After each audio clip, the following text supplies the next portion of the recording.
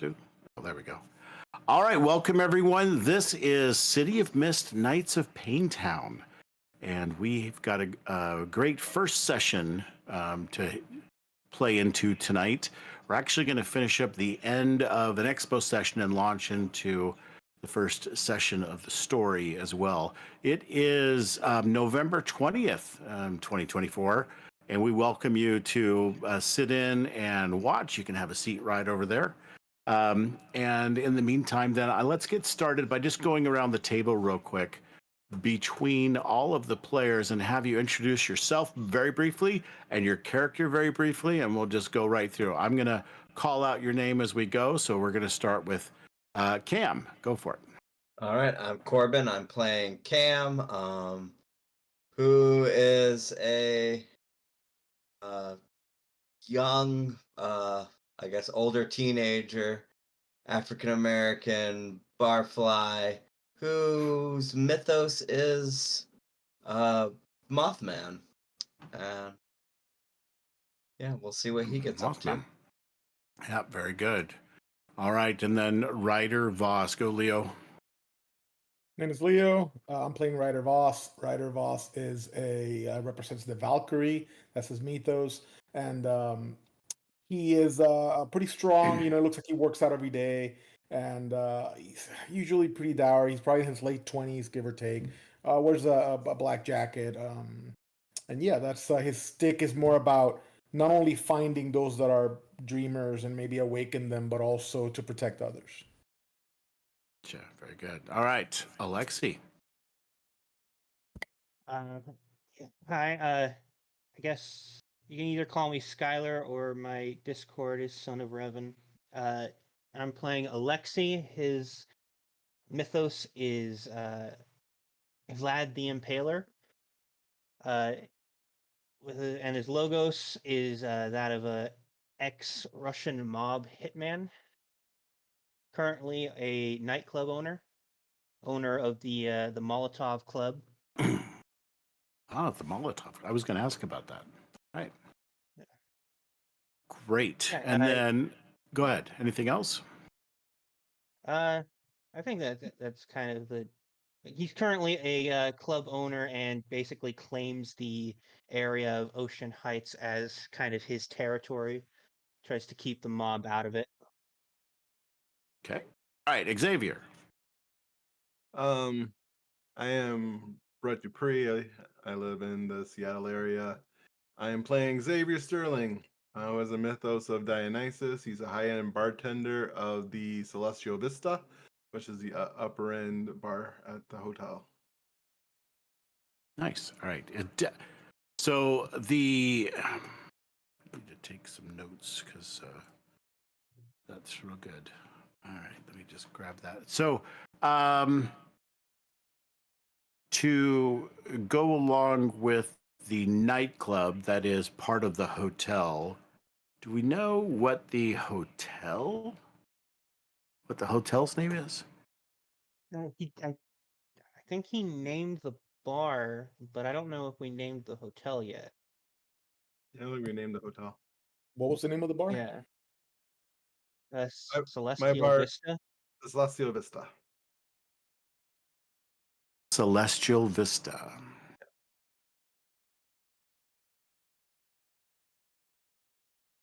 It's like a penthouse bar with a nice roof. Okay. And I don't know if the Molotov Club is necessarily connected to the hotel. It'd be kind of weird to have a nightclub and a bar in the same hotel separately. Okay, so the Molotov Club is a bar or nightclub.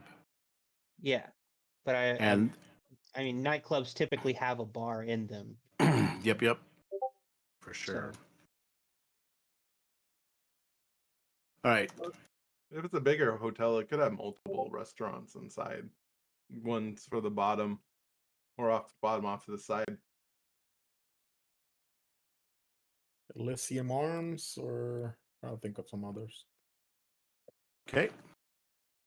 I dig that, but I would keep it as shorter, just Elysium Arms. I wouldn't add anything Or else. just maybe Elysium, right? Yeah, Elysium. yeah. Elysium Like it sounds sounds like a really classier good. with a shorter name. Yeah. Yeah, Elysium sounds The like Ely- a good name for a Well, hotel. the Elysium, yeah. Something like that. The Just the Elysium. Yeah. Yeah. Yeah. The Elysium. Yeah, I like that. Cool. Also makes your bar name make even more sense. Having that tie. I like Yeah. that. All right. So Yeah. how then is let's see, how are you all tied together into this crew? You don't have to all be different staff members. I think we talked about that. Like you don't all have to be tied directly to this hotel and rooftop bar, but you need to have some connections to each other that kind of brought you together, and that needs to be established because you'll already be kind of working together by the time we start, right? So tell me, what connects you guys together? How do you know each other, and why are you friends, if not work associates or associates in this um, little super powered club that you're in, etc. What, how do we do that?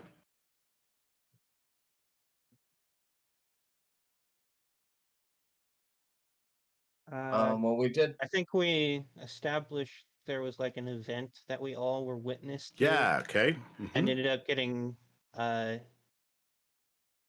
guess, recruited or like something along those lines by, The I don't know client. if we decided the client. Yeah, the client who's a basically a patron who lives in the hotel in the From a penthouse penthouse suite. suite. Yeah.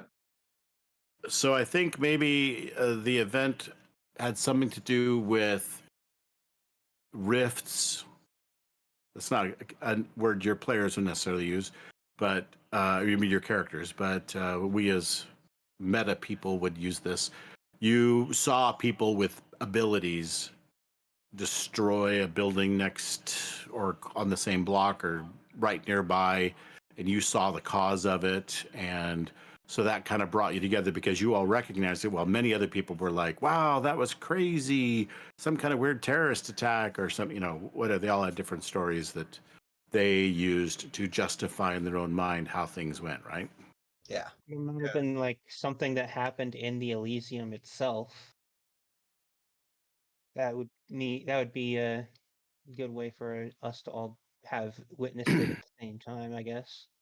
Okay, so not next door, the actual hotel then, I huh? kind Or of at like least- it being next door or something, because or- then it could be something like truly terrible and it still makes sense that the hotel's up and running and operating as usual. Like, because if it happened in the hotel, then there's this like, well, do we have like a damaged wing? Is there like, was it Mhm. closed room? I think it's easier to deal with it if it was like adjacent I to it. mean, And we all thought, it's I mean, it's really not that hard to deal with it if it happened in the Elysium. All it requires is like a decent amount of time to have been since we witnessed it. true.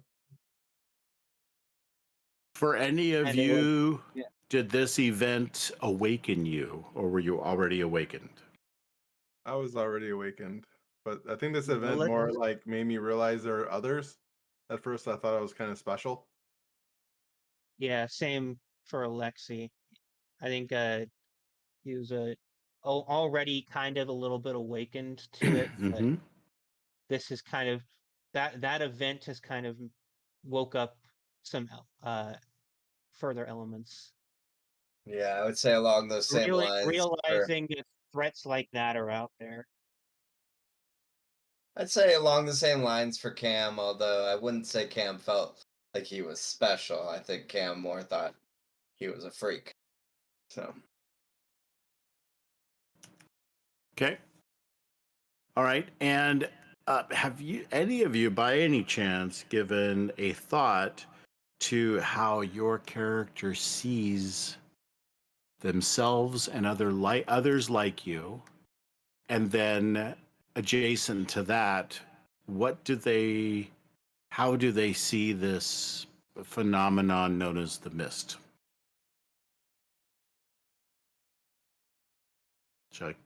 Let's go around. Alexi, how does Alexi think of himself and others like him? It's a good question. Okay. Now that he's slightly more aware of it, I guess he kind of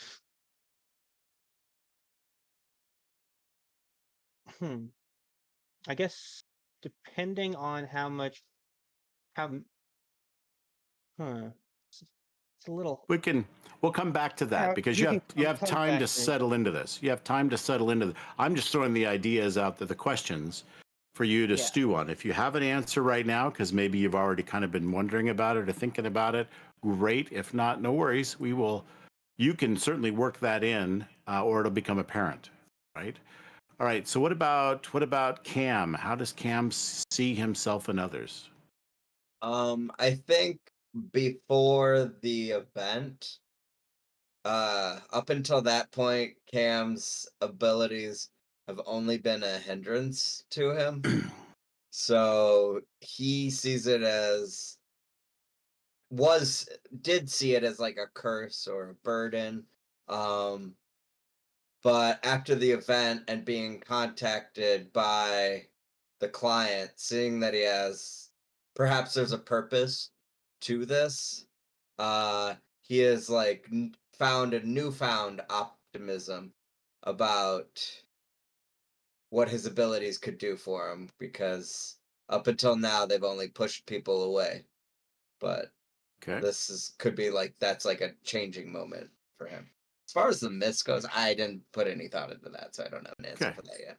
Interesting to hear in time what your characters think of this phenomenon that you are sort of nascently aware of, but not necessarily keen to, but it's there. You recognize something is there. All right, Leo, what about Ryder? I think How does he, how does what's I think that? he mentioned that he had to go AFK for a bit. Oh, okay, we'll come back. Xavier, or Brett, how does Xavier see himself and others? I mean, I think all of you have chosen borderline, right? So you both have two logos and two mythos. And so my question then is, you are not just new to this, right? You have evolved into having two mythos themes. So how do they see themselves in this world and others like them? I think Xavier sees it as a blessing and a curse type thing. Because it almost feels not real. But at the same time it seems real because it's really happening. And he can see, especially at the times where his powers went a little too hard, how they can be dangerous. So kind of like dangerous in the wrong hands, but at the same time he enjoys the rush that it can give. Cool. So let's come back around and pick up another crew, at least one more. We'll go once or maybe twice around to pick crew relationships again. We've got one that we did last session. Let's pick it up from here. So let me start at the bottom this time of my list of you players. And Brett, we'll start with you. Do you have a crew relationship you're interested in setting Xavier with someone? Sure. Feel like someone wants to hold you back and refrain from expressing my mythos. Interesting. Does anyone want to hold back somebody who's very personable and gets along with people? Is anyone annoyed by that?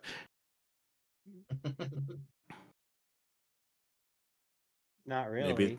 maybe there's a jealousy or an irritation, or he's too much of a partier. You'd like him to take it easy, chill down a little. Anyone?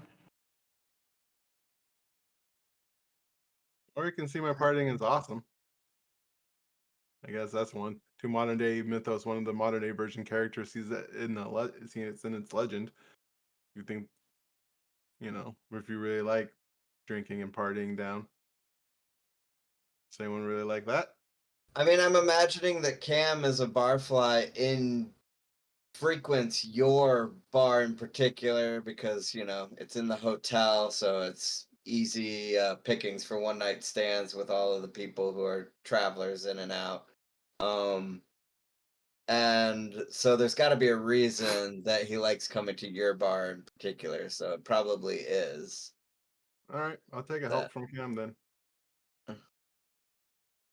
All right. So you have a help on Cam and him. Alexi. Okay.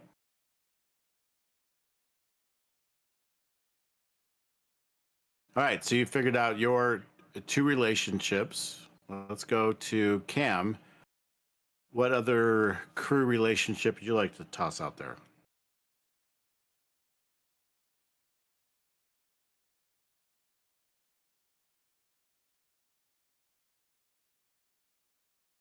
No, I already did that one. I'm gonna do this one. Okay. So I'm not a big fan of the fact that I'm throwing this right back, but I feel like this one would be directed at Xavier. Or Xavier. Sorry, I'm loading. Yeah. Choose one of these two. Considering that I'm like frequenting your bar and hitting on the clientele. Either you dislike something about my behavior and you're repeatedly making comments about it and trying to get me to change, or you accept me the way that I am and you even like my personality. How's your tipping? Probably pretty crappy because Then I'm imagining him as not being very affluent and is like trying to pick up uh women who are slumming and willing to foot the bill for him. So I'll take a hurt because I'm all okay. about them tips. Okay. I I take the hurt though, but yeah. Yeah. Yeah. Right. So he maybe looks down his nose at you a little bit since you're a crappy tipper, and Yeah. and that makes you a little ruffled. All right, Alexi, what about you? All right. So, uh, this one is for my training theme book. Way of the Hitman. I think the one I'd most. I don't imagine any of the other characters would have been involved in the mob as well. So I think one of them looks down on your training and finds it morally questionable, inefficient, or distasteful. Is there anyone who would find the fact that he's a former hitman morally questionable, inefficient, or distasteful?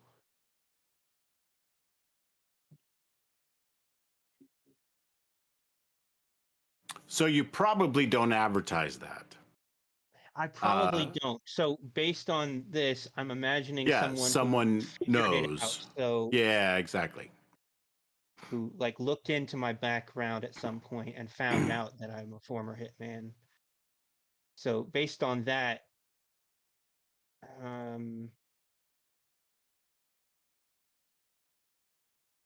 Anyone want to step up for that?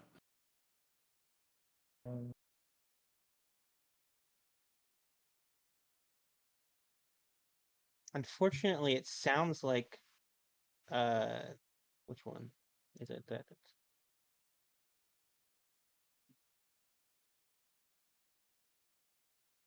Which one is the one that's like a? Was there one? I'm trying to remember which of the. Oh, yeah, was like a private eye or something along those lines. Someone who would. Is there any character in the group that would have looked into something like that? Something like what? What I miss? So we're trying to go over relationships, Yeah. relationships, crew relationships, and the one I'm trying to go for, it seems like it's most likely to work for somebody. Is one of them looks down on your training and finds it morally questionable, inefficient, or distasteful. That training being his work as a former hitman for the Russian mob. The idea being that someone in the crew might have like looked into his background and figured out that he used to be a hitman for the mob. Yeah, I don't mind grabbing that. That sounds like something that the Valkyrie would not particularly enjoy. What does that mean? That I have a hurt on you? So if it makes you want to impress them, take a help point on them. If it makes you want to punch them, take a hurt point on them. So Point punch. based on your opinion of finding it morally questionable, I need to decide whether that means I want to impress you or punch you. Oh, I thought it was the opposite. I thought I decide to hurt or help. How does that Now, work, DM? for this particular one, it's basic. Whether or not I take help or hurt is based on my response to your looking down on Oh, me. understood. Got it. Yeah. Yeah, Good choice then. that's a good. So, Do you agree with what I so think how that it was? I guess it depends. Is this something that you would want to go back to do? Does your Hitman years sound like, oh yeah, I loved them, it was great, or more like, oh shit, that I was something not. I've kind of put behind me, but I'm not afraid to use the skills of. Got it. Like Yeah, I'm not connected to the mob anymore, but I'm not afraid to use those skills to protect what I have now. Kind of thing. So how exactly would your character express that opinion? I think it would be derisive That when might he says, determine. like Might whenever you determine. mention something like that, he probably will be like, He probably wouldn't mention it, but you having oh, learned I about it, found it out. how you, Oh, yeah, you discovered this about my character, and I'm asking, like, how would you express your opinion on it? That would probably determine how Alexei would respond to you.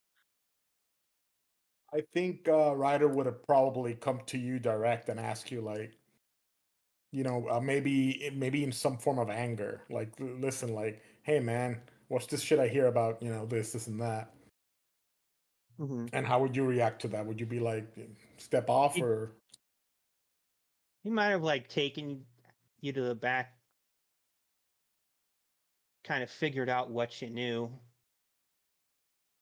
Yeah, he would be an And open book about it. He's like, look, this is what I heard. Is that true? Are you still into that stuff? Because I don't want to hang out with an asshole like you or something, something like that, something like bravado type.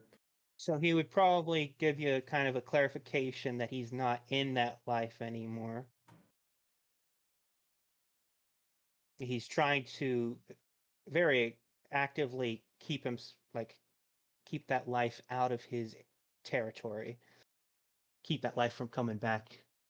Okay, then Ryder would just say, fine, whatever, I don't trust you anyways. Okay. So if you're still like derisive even after Yeah, he's explained everything, then it would probably be a desire. It would probably be a element of conflict between us. makes sense. Yeah, that's fine. Yeah. So you have So, a hurt on me. yep. Cool. On Leo, Ryder Yes. Voss. Yep. Mm-hmm. All Yeah, right. for some reason my token says Leo instead of Ryder Voss. Weird. I mean, it clarifies once I clicked on it that it says that it's a Oh, hurt okay. for Ryder Voss. So. Got it. It's probably because that is where things started for your character. So if we go Ryder here, that probably fixes it.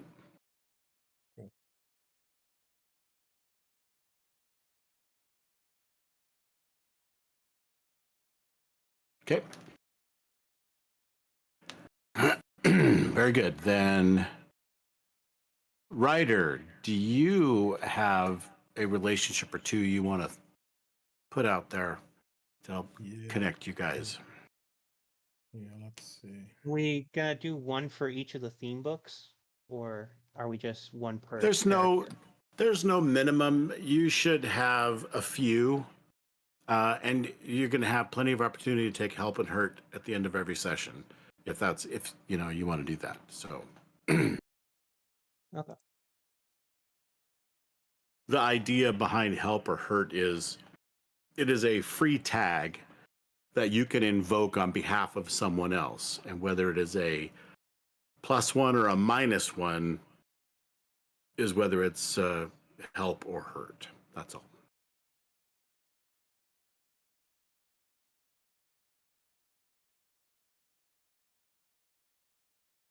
So yeah, be kind of thinking about what got you that Okay, help or hurt. There so- isn't a place on your character sheet to be very detailed about I think why it's you supposed have to be help on or the hurt. crew on.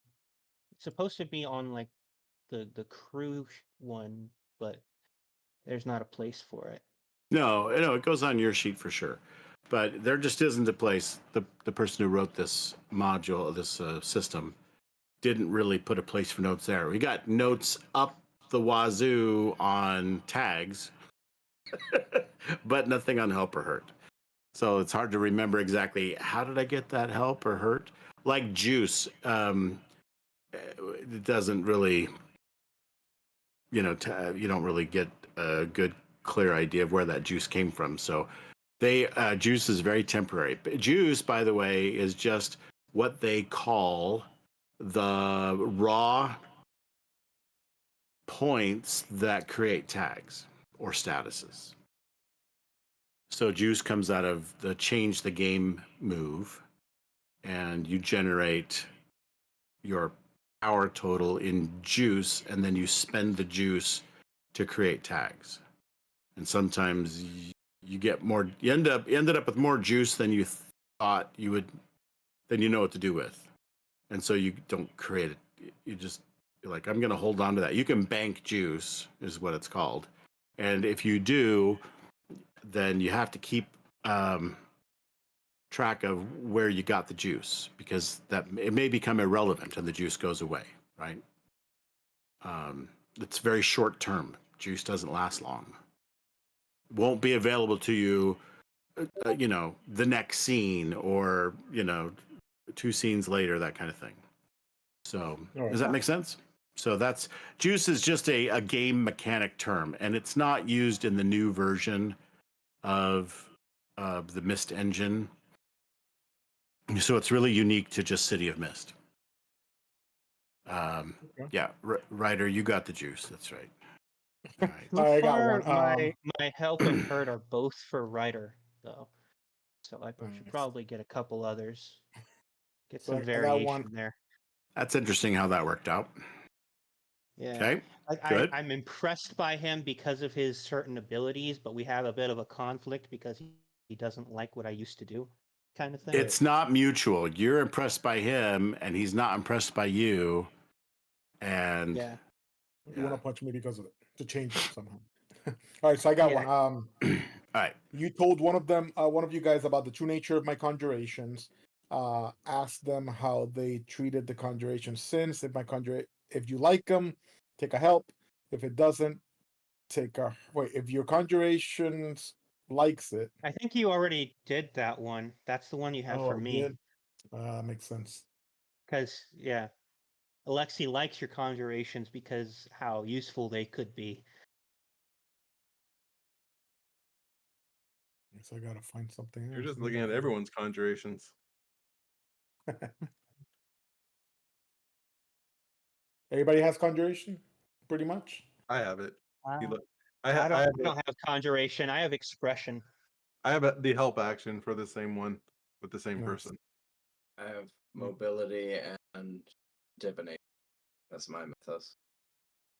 Yeah, my mythos, I have bastion and expression. Cool. All right. Is there another one that you want, Ryder? Yeah. One of them helps you keeps your act sharp. If it's because they're competing with you or threatening you, take a hurt.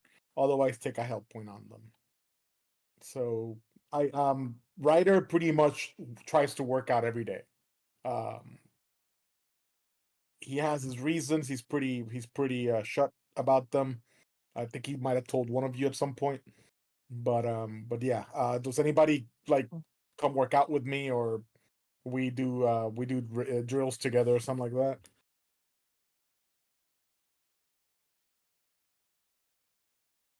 Mm.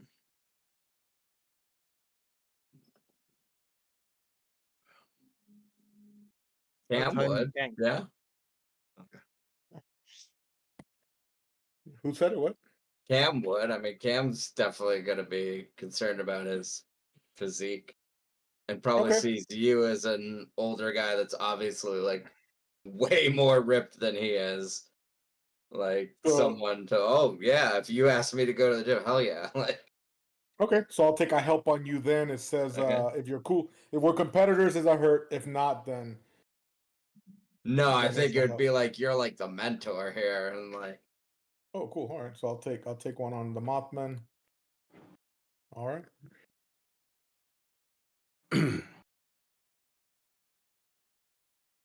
Cool.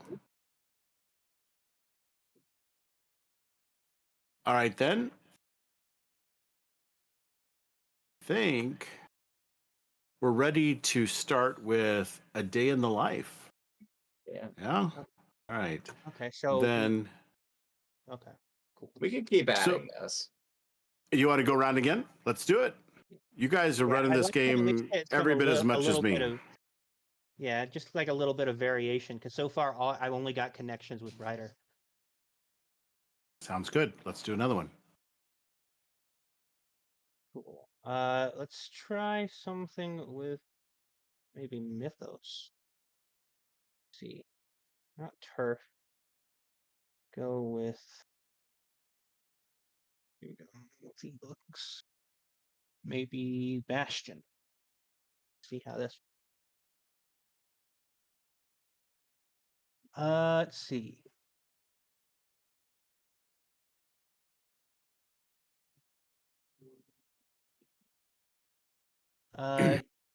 Maybe you once protected something very dear to one of them, possibly even from them. I mean, Can you say it again?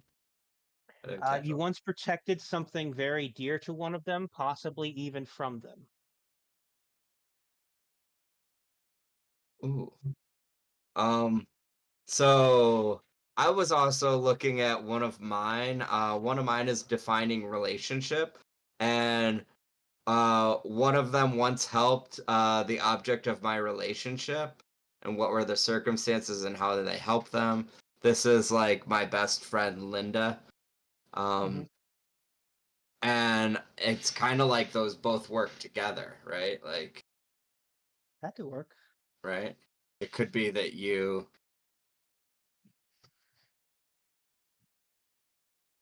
somehow Well, saved her, but then it says, what how did does you help? Linda?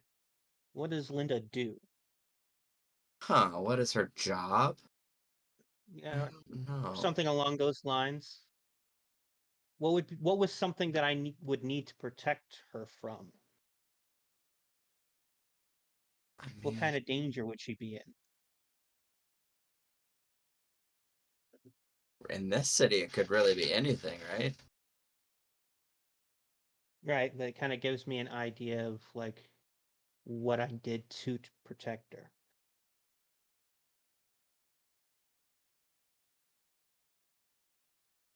Don't know. I had built a lot of things about how me and her connect, or her and I are connected, but nothing too particular about like her home life Well, or her what is her job. connection to you then, Um, outside of like being friends? yeah, so one of my abilities is my ability to like see other people's fears. and Mhm. and that is a big part of why my mythos has ruined so many of my relationships. But for whatever mysterious reason, she is immune to me being able to see her fears. And so, because of that, she's like literally the only person that I've been capable of not scaring away by saying something terrifying about their deepest fears. Um, she does have a boyfriend I'm really jealous of, but I don't know if if that's anything to work with. I don't know. I mean, something comes to mind, but I don't want to go in that. I don't know if we want to go in that direction.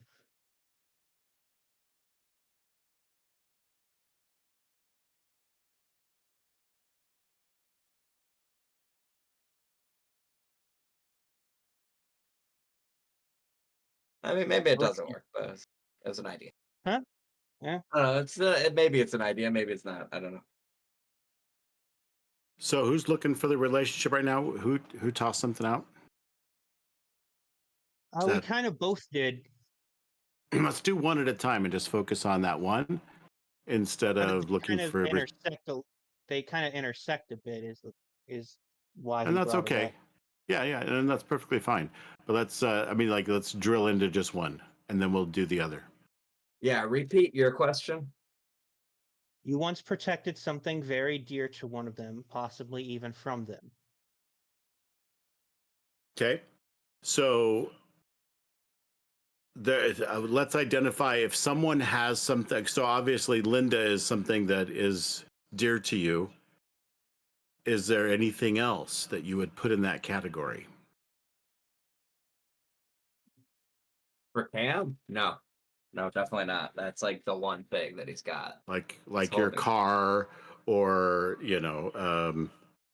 a particular I mean it could be because it's just protect something, so it could be a secret, could be Something very dear to them. Yeah. something very sentimental that you've got, or maybe like if it's to I protect you mean, from, so maybe he protected you from Linda. You were going to make a big mistake no, in his possibly I mind. think it's even. from her from me. But Yeah, that's kind of the implication of the statement. Right, You you're once protected protecting. something very dear to one of them, possibly Yep, even from them. I mean, that's an idea. Maybe I had somehow you were going to make a big mistake and my mythos, reveal. Yeah. like through my mythos, I had upset someone who in them coming after me, it had also endangered her. Or she got into her own trouble, and because of that he stepped in and did something about it, and so maybe you owe him for that. Yeah, we were just struggling to come up with like Mhm. what specifically that trouble was. Mm-hmm. Kind of where we were. Maybe she got in trouble with the mob by accident. Yeah, that could be a thing. Oh, Yeah. Give him more yeah, than one so reason to help you're the out. mob one. Not to reveal my secret, but there's a reason I might have upset a mob. Yeah, and I And kind then of that have could have a negative history with the mob. I used to yeah. be part of the mob, broke it off with them, and now I'm kind of set up in Ocean Heights, trying to keep the mob out of it. Yeah. Part of my whole turf thing is that I've established Ocean Heights as my territory, and I Mm-hmm. try to keep the mob from influencing it. Well, yeah, because I seeing somebody's fears ran my mouth and got them in trouble, and they had been doing something that had been benefiting the mob. And maybe as payback, Linda had been threatened, and you kind of like took her into your territory. Like, Yeah. Or maybe it was just a Or one-time thing and you just came out of the shadows, Vlad, and without her knowing who you were, you took care of the person that was going to rough her up, right? Yeah, it would have been could have just been any like, random maybe guy on they the were street. maybe she was already in Ocean Heights, and that was kind of why the coincidence ended up happening. I heard about some mob doing some activity in my territory and stepped in and ended up saving Mhm. her in the process. Yeah. Yeah. Okay. Yeah, Okay. that works. Cool. So we both take a help on each other. Yeah, if they were grateful, take a help point on them. I assume you were grateful. Yeah. If not, I would have taken a hurt point. Okay, yeah. And mine is just that question is only a help. Okay. So I take a help on you. Okay. That's Cam, right? Yes. Okay. Cool. Huh. I mean, I've The got label something on has you as everyone just else. mob How's everyone man. else? So. Go ahead.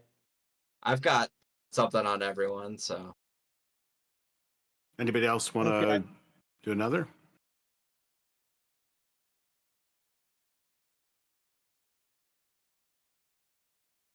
Yeah. I think we're If good you want to start a day in the life of anyone, unless anyone has any objection. Yeah, I've Cool. got connections to at least 2 people in the crew, so Same. we could build up connections for the others in story, I guess.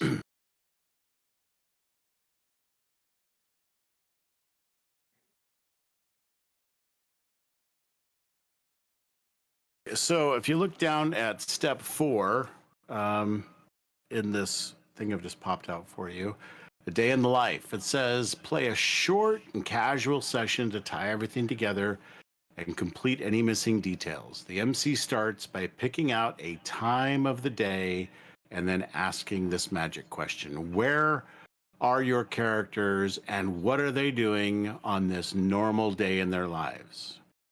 And you all answer. Ask and answer as many interesting questions as you can about your character and their lives, your crew and what you do together, your city, and any potential cases you might already be working on or having your eye open for, etc. Avoid tying up any loose ends, leave the loose ends, and finally, play just a few scenes to familiarize yourself with the rules. So before we go too far down that, I wanted to also give you a chance to practice making a move. So on your character sheet, there are 2 ways that you can do it, and the first way is the way I'm going to recommend that you do, and that is you decide what move you want to make. There are 2 pull-down boxes on your character sheet. One, the one on the left says core moves, and then special moves, and then stop holding back. You're going to hang out most of your time on core moves. And the second box is all of the different core moves that there are. You may also notice down at the bottom right of the whole screen, there is a little tab that says player screen. If you pop that up, a tray slides up from the bottom. I put these references in here for you that might make it easier for you. You may never use it. You may find it really helpful, but it kind of covers player moves. And like, if you want to do this, then and here's some examples, then here's the move that should apply for you to do that, right? That sort of thing. That will help you to kind of figure out how this is supposed to work. But otherwise, you just tell me what it is you're trying to do, and then we'll work it out together very quickly. Your different core moves are change the game, convince, face danger, go toe-to-toe, hit with all you've got, investigate, sneak around, and take the risk. I will, again, mention when those things are probably appropriate to use and ask you to do that. When you do, you can say you're going to go toe-to-toe. This would be a go toe-to-toe is a move where you're like getting into a fist fight with somebody, and or a sword fight, or not gunfight, right? That's different. But if this is like where they have just as much chance to win, do harm to you, or beat you at something, like maybe that go toe to toe could literally be you racing to get to something first, that kind of thing. Then this is the move. Now, what you do is you decide what the action is that you're doing. That's when you announce it. We figure out which move it is, and then you kind of go through your tags real quick and figure out which ones apply. When you left click on a tag, you will select it and it becomes, I believe, yellow. Yeah. So the tag will turn yellow. And then that will be something that you're going to add. This adds power to your move. And then you'll roll plus power is how the move description is written. Roll plus power, and then this happens, right? And so you may think, okay, I'm going to go toe to toe. I'm gonna maybe use my wings of the moth and my deadly swoop, or whatever, right? So you're going to pick the things that you're going to do, and then when you have your tags selected, and you'll look down at the bottom half of your sheet as well, where you might find your theme tags. These will burn. Once you use them, they burn out, and you have to recover them later. So they're like one use. They give you a little extra bonus because you're a group together, you're a team, and that's your, thing. But you may then have other story tags and statuses that will be listed at the far right side bottom of your character sheet. And those will change and grow over time, right? So that you have the opportunity to see that change a lot. If you take harm, you may have some harm statuses. Yeah, okay, so when you are ready to execute your move, you click the execute move button, and that sends me a little window that shows me which you've selected, and then it gives me suggestions of weakness tags that I might want to use as part of this move as well. You're always welcome to choose your own weakness tags, but you can't just go all out on all your weaknesses, right? It also sent me a box for me to help. Yeah. Right, because you have help or hurt, then you can actually choose to do that and explain to us how it is you're helping or how it is you're hurting. And then that plays into that move as well. I mean, if it just makes sense, yeah, this is the time I'm going to trip him, or he's trying to get past the security guy at the gated community or whatever, and I'm going to screw this up for him. I'm going to mention this or that, and that may be off-putting to the security guard, etc. Whatever, right? Whatever it may be. And then what happens is I will then approve all, or I will just flip through and start approving them one at a time, and then maybe I will decline a little too buzzed or whatever, and then I will send it back to you.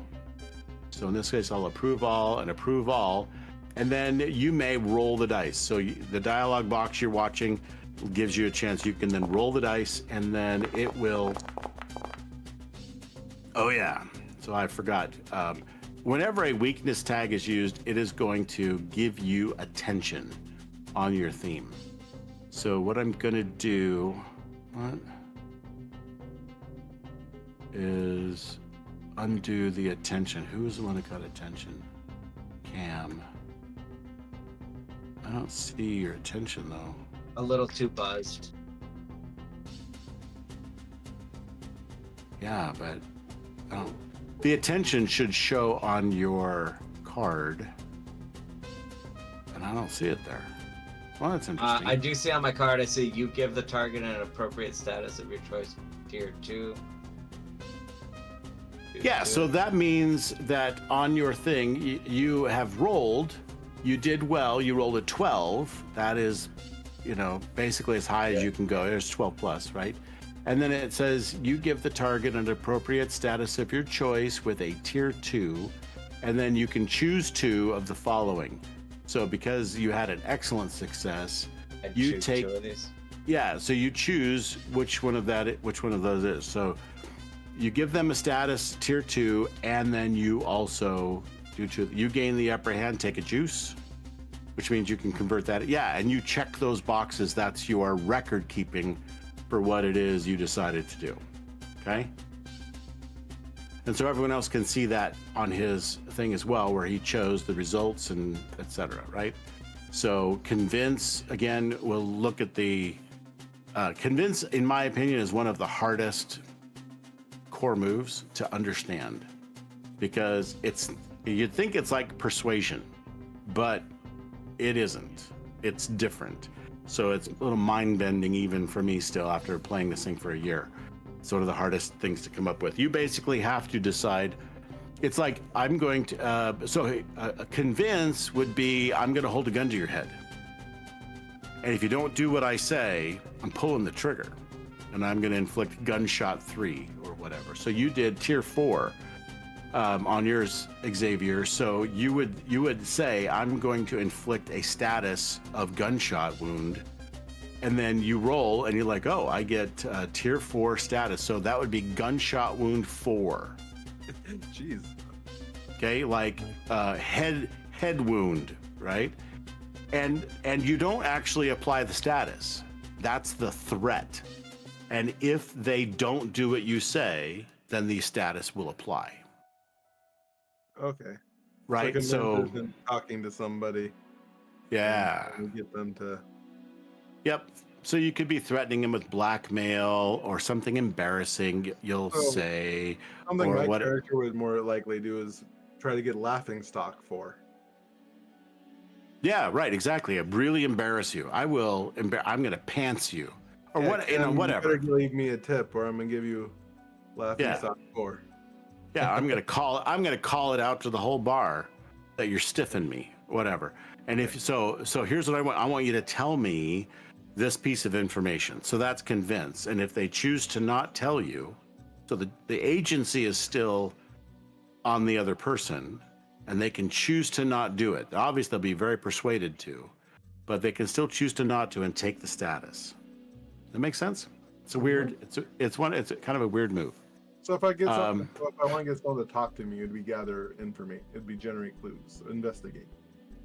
Investigate would be you doing things that's going to gather information. It will absolutely and certainly include interviewing people, talking to people, for sure. Cool. For sure. Especially if you really don't want to role play it, and you just want to say, I'm going to ask around, right? If you're talking to someone specific and you engage in a dialogue, we may role play without ever rolling dice. And I may give you clues that way. Okay.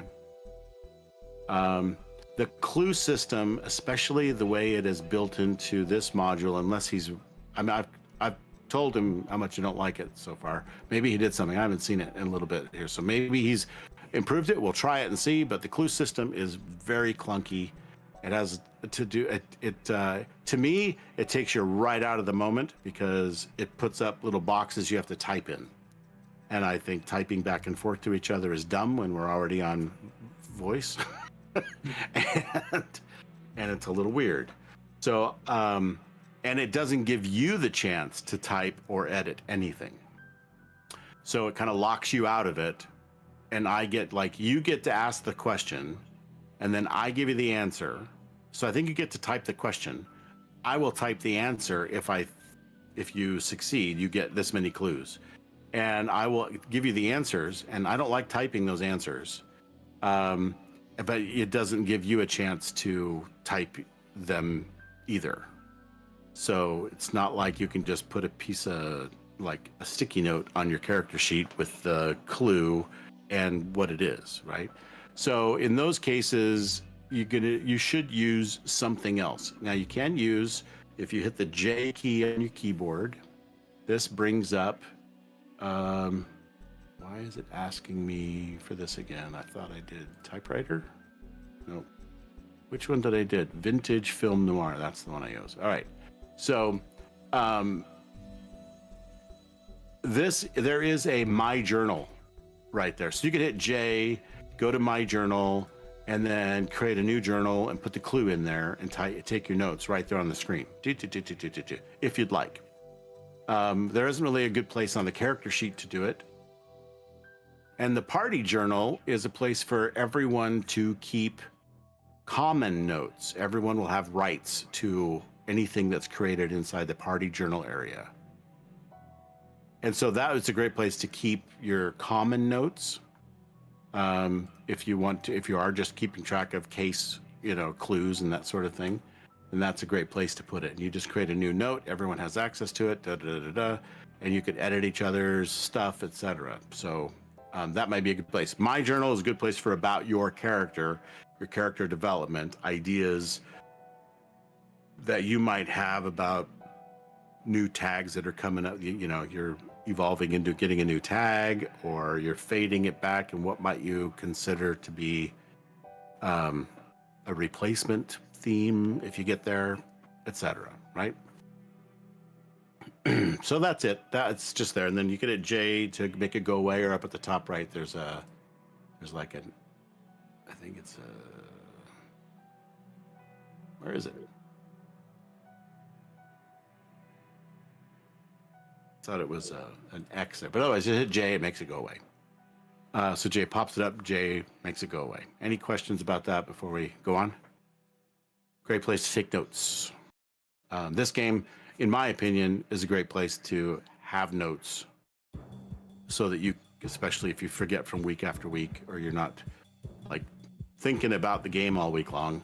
I have some players that get to that point where they're asking me questions, 3 or 4 days before the game. What if this, or hey, what happened there, and what if I try this? So things like that happen. I don't expect that from anyone, but especially if you are busy all week long, like I suppose you are, then that's a great place to keep notes, so you can just quickly review them again, just pull them up and look at your notes again and see, kind of refresh on where you are, depending on how good of a note taker you are. If you have external notes, so you do like to use OneNote, Evernote, that's a great solution for yourself too.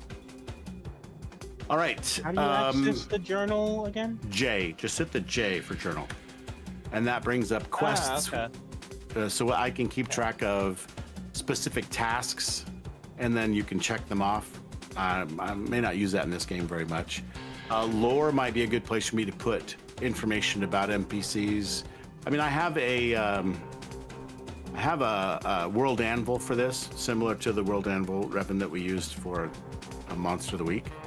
And I'll have a bunch of stuff in there probably. That's probably where I'll focus on putting stuff. But just for this, I mean, it's possible. And if you guys prefer to have it all here, we can do that here, no problem. Okay? Because it's easy. It's not that hard to write in. It's pretty easy. But I like World Anvil a little better. But this is super handy. So this is better because it's just right there. All right. Then here we go, a day in the life. So let's say that it is just after sunset. What are your characters doing at this time of day? Let's start with Alexi. Just after sunset, he's probably I don't know, checking the last couple of things before opening up the club. Does Alexi have any issue with sunlight? I know that he's sort of Count Dracula, but not really. So is there any? That part of him may develop, is something that I'm planning on maybe developing further down the road. Yeah, okay. Depending on how much he ends up leaning into that side of his mythos. Mm-hmm. Currently, Cool. I only have like one theme book that touches on it slightly, with a weakness that is kind of like the whole. Yeah. If he gets if he leans too far into his violent side of the mythos, the weakness bloodlust becomes bloodthirst kind of thing. Mm-hmm. Pops up. Gotcha. Okay. But like in the future, if depending on how the narrative goes, things like that, like sensitivity to sunlight, might pop up later.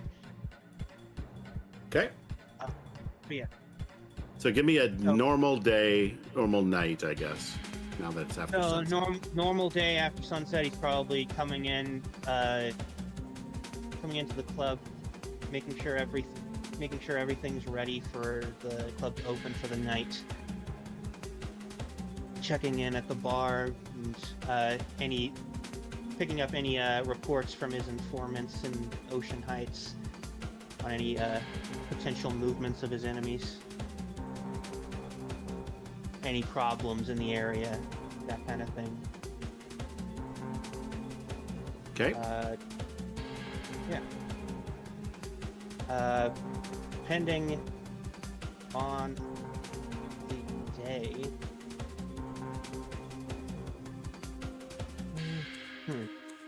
I guess just a normal day, that would be what he'd be up to. After making sure the nightclub's ready to open, he might stop over at the hotel, see if there's any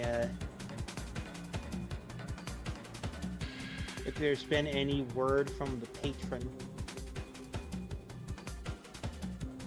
Check in with any of the other members of the crew just in case they stopped by at the bar. I imagine the bar is like the place, since it's like at the top of the hotel, not far from where the penthouse area might be.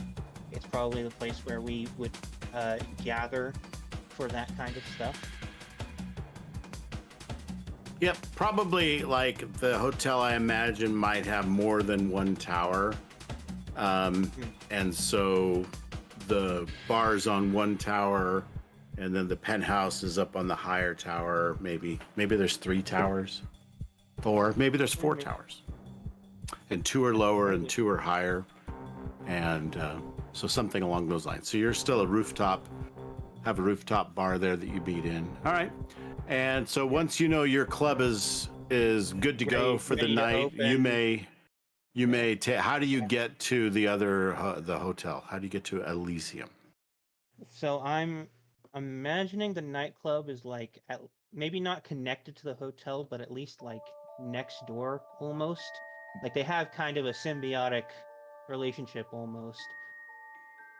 Or like the people who want to party come to the nightclub, and then afterwards, when they're all tired out or looking for a one-night stand, they can just walk to the hotel down the street. Okay. All right. Cool. Then, is there anything in particular that you might be working on? Any cases? And when I say cases, I mean, just things that you are currently, that kind of on your plate of things that you're doing with regards to this funky city that you're in, the mob, etc.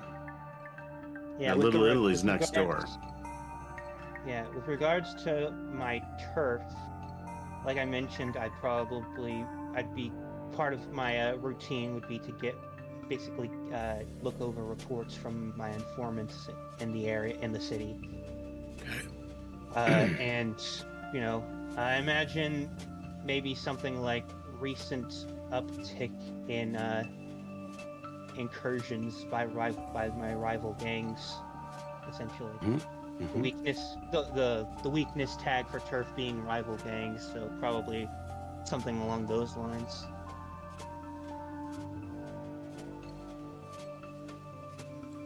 Yes, like a recent uptick in incursions by the mob.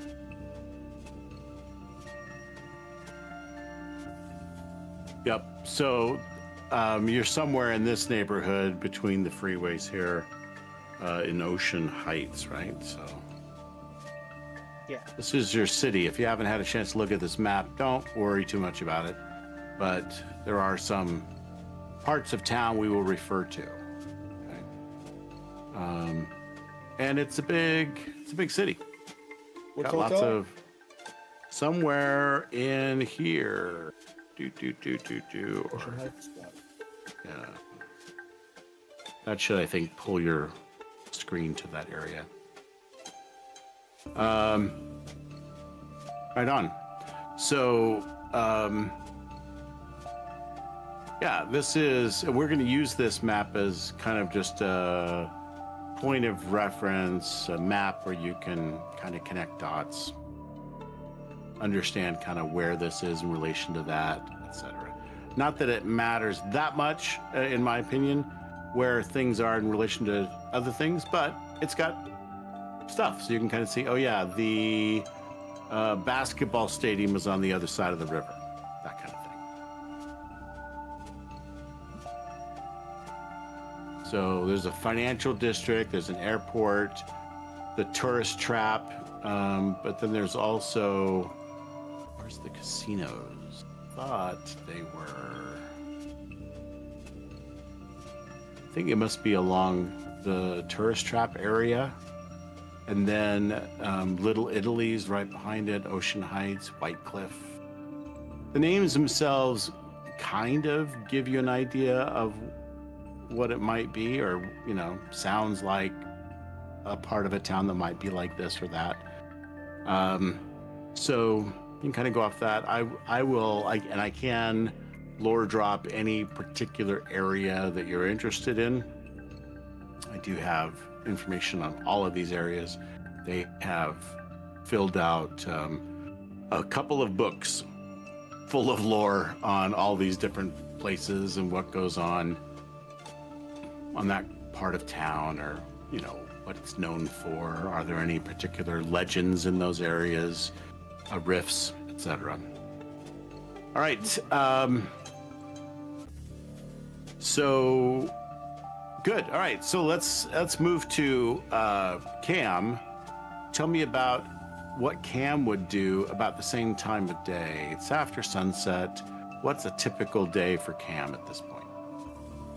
All right, it's like just after sunset, though, right? Sure. Okay, are we talking winter or summer? Because that changes things for Cam pretty dramatically. Does it? Okay. How does it change things? Well, because I imagine on a work day, Cam is a janitor that like goes into an office building after closing time to go through and clean it. And then after his like part-time job doing that, he hits the bars. So if it's like winter, he is just going to work. If it's summer, he's getting off of his short shift that he works there and is heading to the bars to you know, get his flirt on. If it's his day off though, he's probably at Linda's apartment and they are watching kaiju movies. How old are all our characters, by the way? I don't know if we touched on that. Yeah. Cam's young. He's like 19. 29 for Ryder. A 19-year-old barfly. Gotta love that. Yeah. With Oh, fake boy. ID. That's fake Oh, ID. Fake ID? Oh, yeah. Oh, yeah. Yeah, Alexi's probably like is in a mid-30s. Xavier is like 22.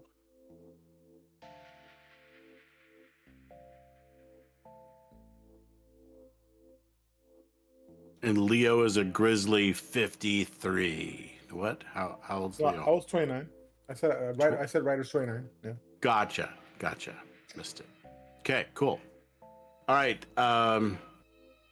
Very good. Then, so Cam would be setting himself up to clean buildings wherever he's at. Got a night janitor position somewhere. Yeah. Are you a night janitor at the Elysium? No, but probably like an empty office building around the corner. Well, empty at nighttime. Right. 9 to 5 place. It's closes after hours. I don't think, no, because he frequents the bar there, and I don't think the janitor would be putting the moves on the girls at his own workplace. You know, that's kind of Gotcha. yeah, Okay. ruining his own game. He's wiser than that. Right. so. Right. Coming in the overalls or the one piecer. Yeah, exactly. He like stuffs those in a locker and like throws on his what do punks call their jackets? He's got like he's a metalhead. He's got one of those. Forget what they call the jackets. Like a bomber jacket I or have something? no idea what they're called, the jackets. Yeah. Yeah, there's a word for it. I'm not in the scene, but yeah. Gotcha. Yeah. It's one of it is a those. leather bomber jacket, but There's a term for it. Where Battle jacket? Yeah, well, the battle something. Yeah, with the patches Kidding on me. it and stuff. Yeah. A The battle jacket. Yeah, we're Yeah. talking about like what is that movie called? the singing movie. Oh, I forgot what it's called, but yes, that one. West Side Story. West Side Story. Thank you. Ah, Battle jacket from West Side Story. okay. I don't even know. All right. Let's move to Ryder then. Give me a day in the life. All right. So this is after. Yeah, after sunset. Right? Hmm. Sure. So I'm gonna go back if you're okay with doing the day as well. Sure. All right. So Ryder wakes up early. Does his workout routine and all that stuff. Ends up at the roof of his condo where he's at. He just meditates up there, does his workout stuff. Sometimes if nobody's watching, just before sunrise, he manifests the blade and does a little bit of playing around with it, training, and then goes back to bed, sleeps a little bit during the day so that he can be ready for his night shift. Just before sunset, a few hours before sunset, he goes to a local boxing gym, and he volunteers there, helps out. Not boxing, but doing other work, a little bit of sparring. He's a sparring partner, not an actual professional boxer of any kind or even amateur boxer. And then after that, after sunset he goes to the Elysium, and then he does his work. He clocks in to do just security or whatever for the Elysium. I'm assuming he has some form of a uniform, maybe like a suit of some sort. If not a suit, maybe just suspenders and a white shirt, and the slacks. He doesn't love the uniform, but you gotta do it. Gotta look the part. And no tie. No tie. No JCPenney look. None of that. No JCPenney salesman look. That's what we call it in Puerto Rico. But everybody that wears the long sleeves and ties in Puerto Rico, we call them the JCPenney salesman. So that's this. He does the thing. Looks like maybe even worse, one of the Bugsy hats. Bouncer / security, does the rounds, writes in the journal as needed, and kicks out whoever gets rowdy. And what's the Celestial? What was the bar name again? Celestial Vista. Celestial Vista. The Celestial Vista. Yeah, cruises the bar as needed, and that's why he needs to wear the shirt so that he doesn't look like a bum. Okay. All right.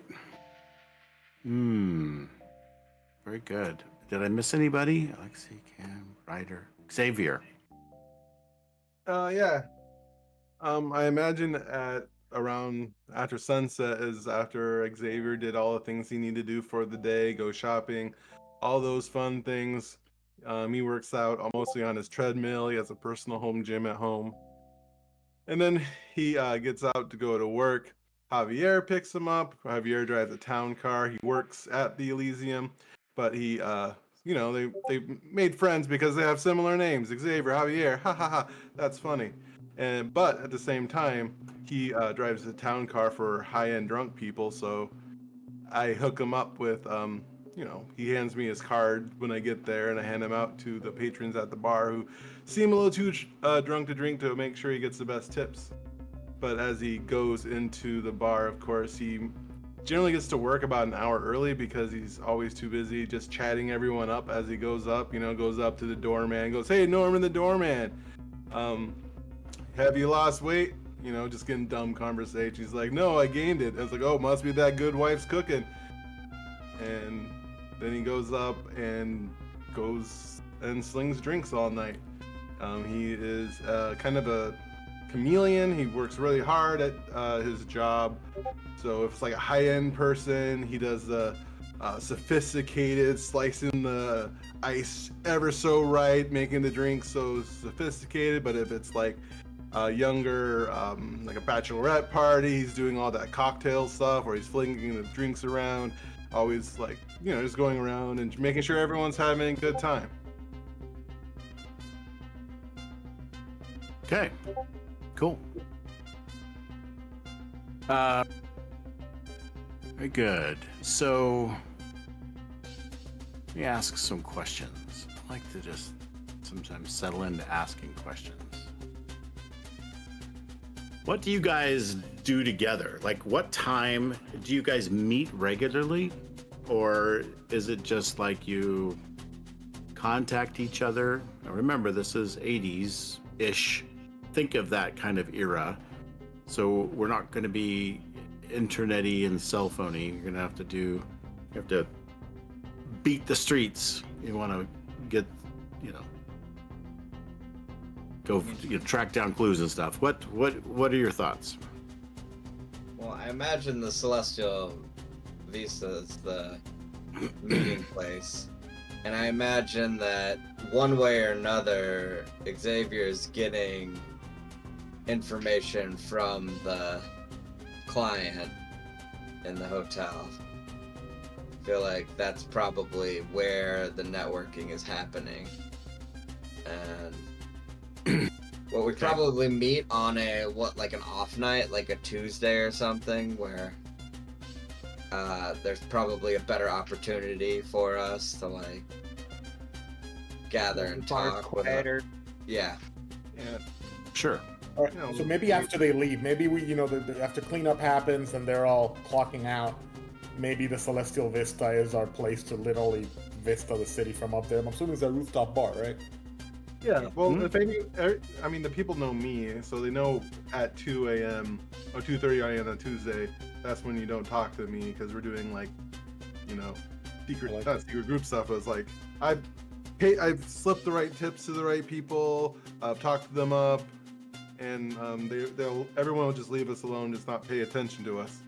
Yeah, well, I imagine it's like you're the closer. You're like, don't worry, guys, go home. I got this. I'll take care of the rest of it. And then like people clear out. But if someone's there, I just slip them like a 20 and be like, "You're having a great night, aren't you?" And they're like, "Yeah, I ain't seen nothing."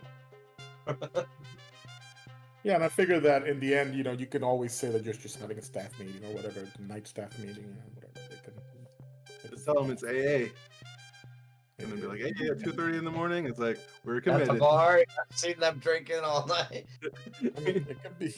Yeah, at a bar sounds amazing.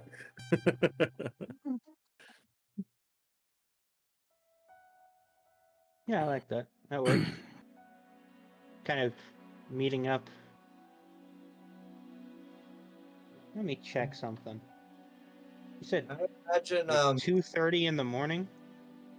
I would say 3 because it's probably gonna take an hour to clean up. Clean up the kitchen. Assuming we have some form of tapas bar or something. Clean the kitchen. Maybe when everybody leaves at around 3ish. That's when we probably start meeting up. What do you guys think? So we meet up at the witching hour? the graveyard shifters are meeting at the witching hour. Yeah, I like where this is going. I love it.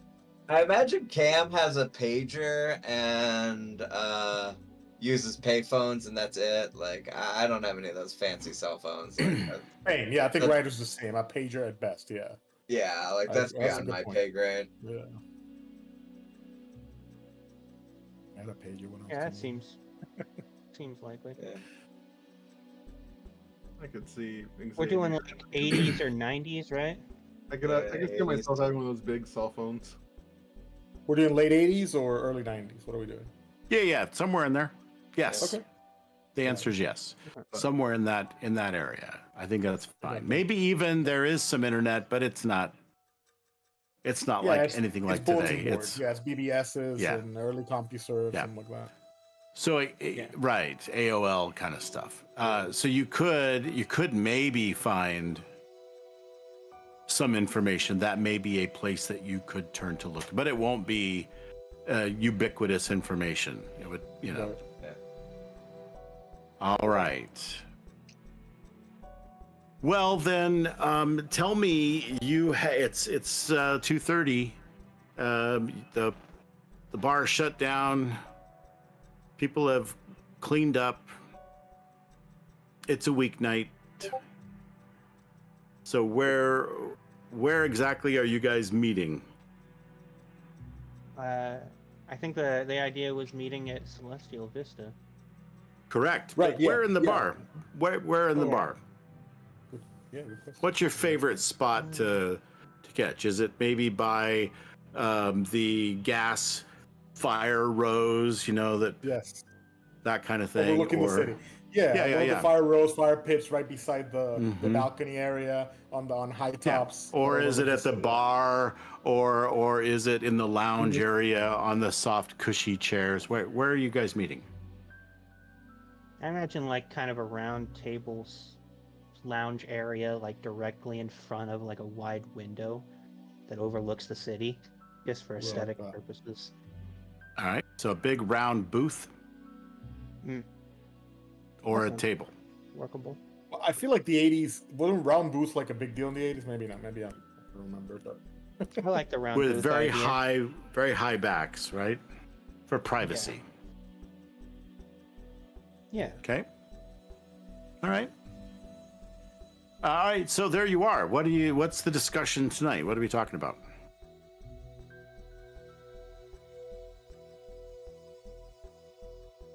Have Ooh. we heard anything from the patron recently? oh, the patron. That's right. We had a patron. I forgot her name, but yes. The client. The client, yeah, we don't Okay, know. We We just were, refer to her as the client or the patron, I Yeah. guess. I don't know if we even in character would. It might be cool just to that in character we don't even know her name. yeah, that's what I was thinking. Yeah, So yeah. Yeah. I imagine almost like a different person each night when I get my like a tip underneath. There's like a message. I was literally thinking the same thing. You just like occasionally get a random message with a tip, and that's kind of like our go-to way of getting information. Yeah. All right. So what's the tip this week? Is there a tip? What do you think? I guess. Is there a tip this week? I imagine we kind of meet up on a weekly basis at least, just to kind of go over things if possible.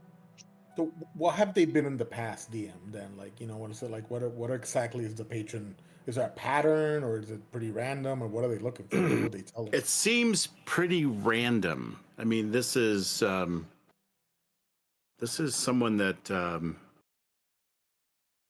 it kind of just spoon feeds you a little bit. It's like, you need to go here and look at this, and then you find out that there's something weird going on, or someone needs help, and so you provide the help, and then the patron provides a tip. And it's a significant tip. This person is clearly wealthy, living in the attic or whatever. I mean, at penthouse, not the attic, but could be. Who knows? What kind of help are we talking? Like, what are they actually doing? Like maybe somebody's in trouble, like there's someone out to get them, or they've lost someone, like someone, maybe not necessarily a kidnapping, but it's Okay. it's a lost and found thing, or someone stole a valuable possession, and you track it down and find it, or whatever, right?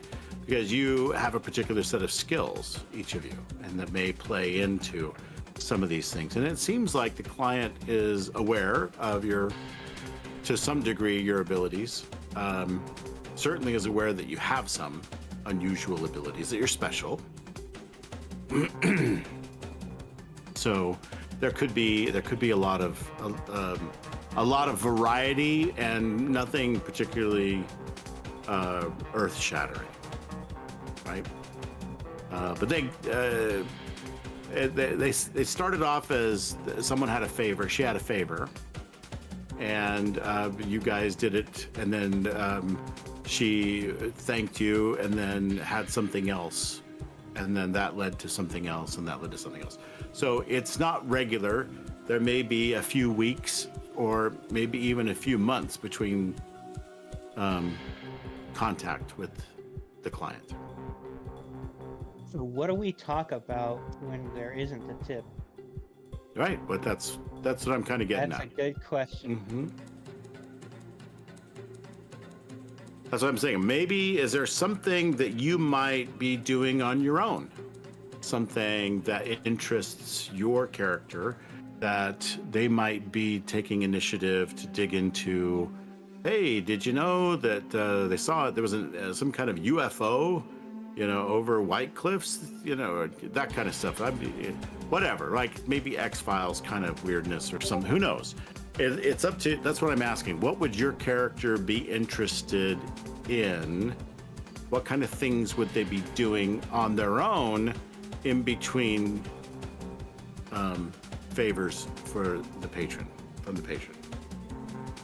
I guess my character be listening to people's stories, listening to people like their conversations and seeing if anything connects the dots to what we're looking at or to anyone else is looking at. So based off like the conversations I've had and the conversations I've overheard, if any of that information will fit into what we're looking for. Likewise, although with Cam, it's like exclusively from the women he's hooking up with at the hotel. This is the janitor. Okay, I got it. Just want to make sure I had the full picture, right? Yeah, he's not the janitor at the hotel, though. I understand that, but still, no, I'm kidding. What is he at the hotel? Barfly? Yeah. Yeah. And he frequents the hotel bar in particular because it's a lot of like in and out travelers kind of stuff, It's a hotel.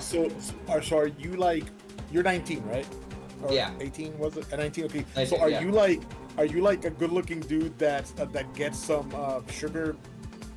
Yeah. Yeah, I get sugar mamas. Nice. Yeah, for sure. Yeah. One of my Okay, cool. Barfly personality theme tags is that I'm dummy thick because I got that Mothman butt.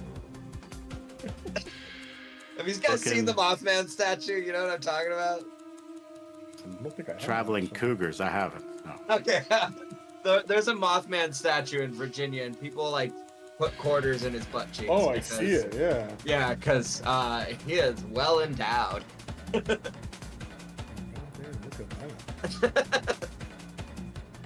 But yeah, and I get the buzz about town from the chatting people up. I do a lot of small talk, so.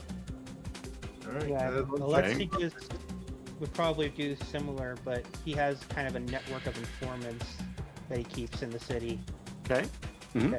that give him reports, regular reports. Mostly keeping your finger on the pulse of the mob, right? Yeah, mostly keeping my finger on the pulse of both Organized Ocean crime. Heights and organized crime as a whole. Mm-hmm. Things going on in the city that have to do with organized crime.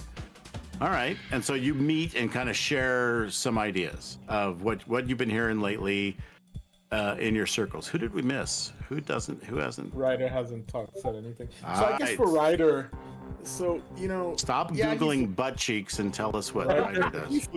he's listening to the thing. I got an idea. Ryder is less interested in whatever the hell they're talking about, and he's more interested in this specific kid, this specific boxer that he knows is what do they call sleepers? The ones that are not awakened yet? Is that what they're called?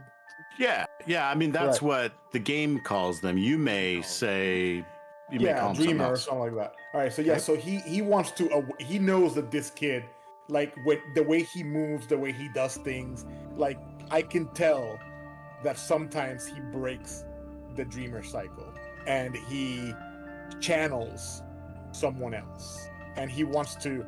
He believes that maybe because one of his tags for Ryder, if I can double click on this guy and give me a character sheet. One of Ryder's powers from his conjuration is to identify sleepers. Or people, I guess sleepers is the wrong word, to identify those that are breaking from the sleep, those that are coming out. I guess I should change that tag, something that represents that. So, Wakers, essentially. So how do you see the mist? This is slumber, sleep. I guess I'll call them dreamers, almost like they're seeing a dream perpetuated by some entity, some power. And those that dream don't have what we have, and those that don't, those are awake type thing, can see some things. I think this kid is ready to be awakened, but I'm not sure if I am the one to do that. I see things, and I think he's channeling maybe a famous boxer. I don't know which one yet. Maybe, you know what I'm saying? Like he's doing moves and things are happening that are beyond his real skills. Okay. And that's something that Ryder Someone on the tried. verge of waking from the dream, essentially. Yes, that's correct. And because he's the Valkyrie, he believes that it's his role to potentially bring this guy, whether he's part of our team or just awaken on his own or live his life, you know, something like that. I'm more of a MacGuffin, honestly. But yeah, that's what Ryder's. He would, if prodded, he would say like, oh yeah, I got this kid that's a good boxer, but not that good. Thumbs up with him, and just saying, you know, maybe we should recruit, or I don't know, maybe talk to the, you know, the boss lady and see if she wants someone like this or cares. I just think, man, just thinking. So, or maybe let me just kind of maybe put a spin on that a little bit. Yeah. Instead of you trying to wake people up, you can't stop them from waking up when they're going to wake up. And so you've taken it on yourself to try to make sure as best you can The Valkyrie guide to make sure their they new stay, world. to make sure that they don't freak out and go sour, right? Yeah, like a Oh, okay. Valkyrie guides souls to Valhalla. Maybe you guide these wakers, these people waking from the dream, into their new reality. Right, but I guess that's what I'm asking DM then. That because you mentioned something. Should I then keep them as dreamers, or? I'll tell you what, I think in your fairly short experience as a rift, as a special person, that you have maybe encountered, maybe there's some backstory someday for you to tell us, share with us about how you met someone who was freshly awakened, and something that you did due to your influence in some fashion, they did not do well and they committed suicide. Or I like that. Yeah. Or they did not do well with it and joined the seedy underbelly of the city because they found they had these powers of some sort. Yeah, the suicide route might be too bad. And they became, I do like the idea, yeah, and so they became a bad guy. And maybe they, you know, when they see you, they're gonna have like hurt on you, for example, right? Just as kind of an example. Or you've also seen some that have accepted them. And I don't know where you are on that. How well do you accept your mythos? Are you wanting to lean into it? Do you want to back off from it? That's part of the ongoing theme of this whole game, is that, and that ebbs and flows, right? Like there may be times when your Valkyrie legend scares the shit out of you. Definitely after that experience of somebody moving to the underbelly instead of staying, you know, like, so I'm probably in the Little Italy area, and there's a boxing. I guess I'm leaning a lot into the Rocky theme, but there's there's a boxing place there that I go there and help and all that, and maybe you know, I help some of these kids not turn into crime. And this guy, I thought as the Valkyrie, my job was to awaken him, and I did, and they instead did turn into crime. And you know, I try to get in his way and say like, you can't do this, and he just, I don't know, punched me, beat me up, whatever, and then left and did the thing. And I'm over here like, oh crap, am I really supposed to do this? So maybe I'm currently not leaning into the Valkyrie. I'm more like, so maybe I say tonight, there's this kid, you know, it's happened, you know, this kid out here, it's he's doing the thing, you know, where something's happening, some form of power energy he's using. I think we need to shut that down. And that's what he's focused on tonight. Right.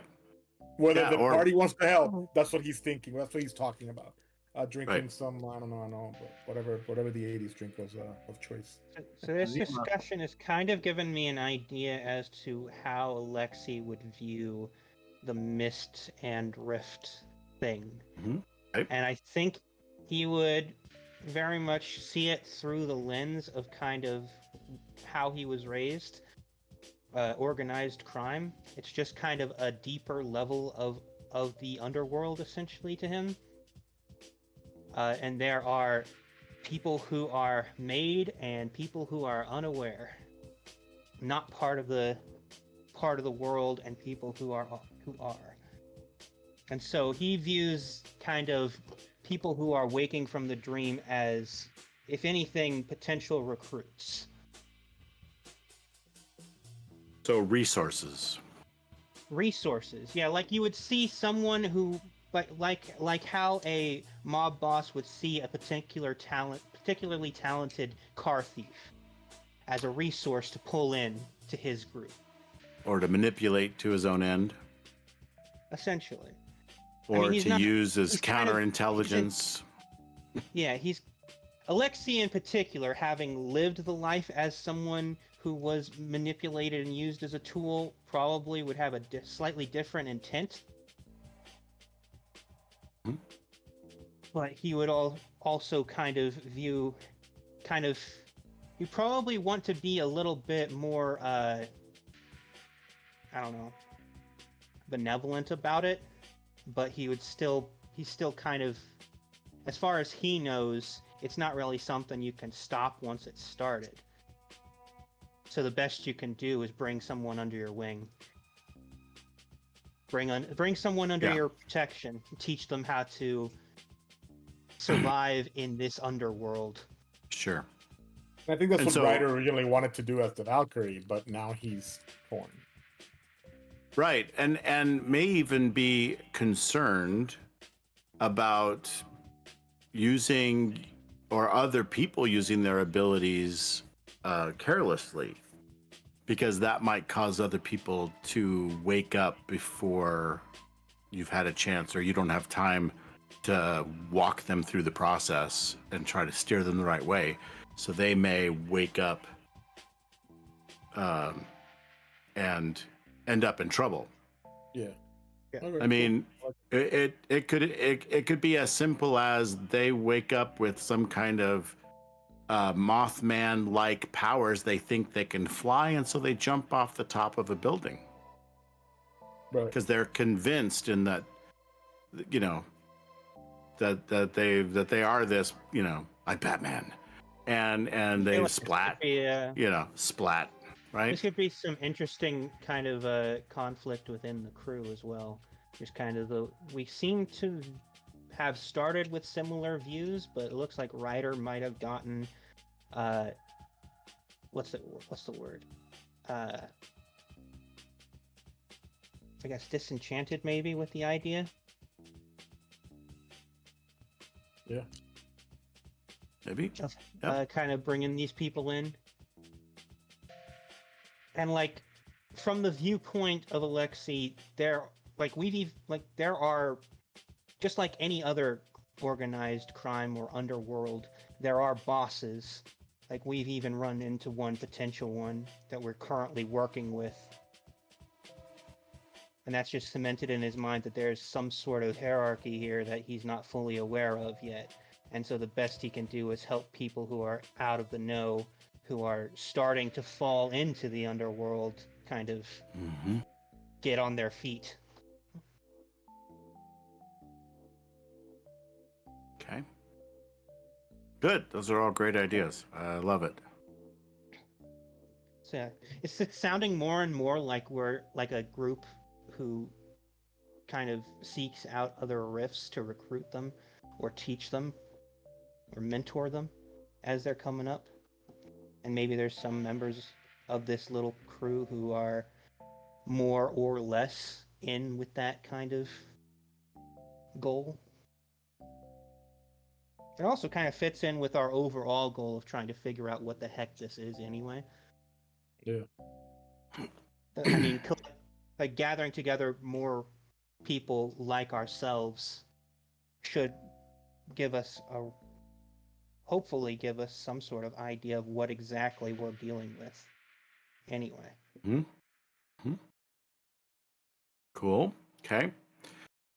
So you're sitting around your booth, kind of chit-chatting about what's been going on since the last time you met, what's happening, etc. Who you seeing, what's going on in the underworld, and maybe even bringing up weird stuff for this lady. You should have heard this lady. She was talking about this stuff going on over here, or, some people were talking about a heist over to, they're probably just, full of crap. But anyway, that was interesting. They're just kind of sharing the gossip, right? And the bar phone rings.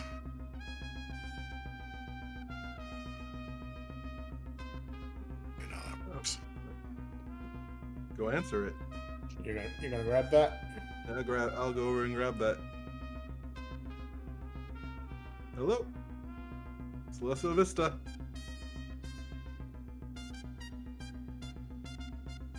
Hello. Is this Xavier? This is Xavier at your service. How may I help you? Hi. I'm in the penthouse. And I have a favor to ask of you. Always ready to help. I have a friend. His name is Sammy. He runs the washboard. This is a place downtown. Somebody died in his establishment. And I think he needs some help putting it to rest. It's starting to ruin his business, especially now on the heels of his new upstart return to the stage star, Martha. So maybe make contact with Sammy and see how you can help. A friend of yours is a friend of mine. We'll get right on it. Great. Have a good morning. Thank you, beautiful. All right. So, what are you going to do? Oh, I go back to the group and tell everybody, give everyone the information. Okay. Sammy Washboard, Martha. Am I familiar with the washboard as an establishment? It's Is it in across the Ocean Heights? river. It's near the theater district. Gotcha. So I'll put a pin down for you. Let's see, maybe I've got something for it.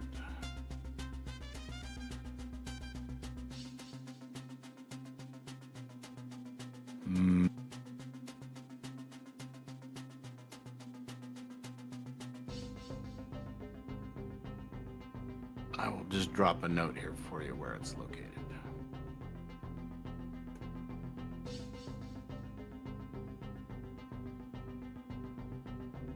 And throw up a narration as well. There you go.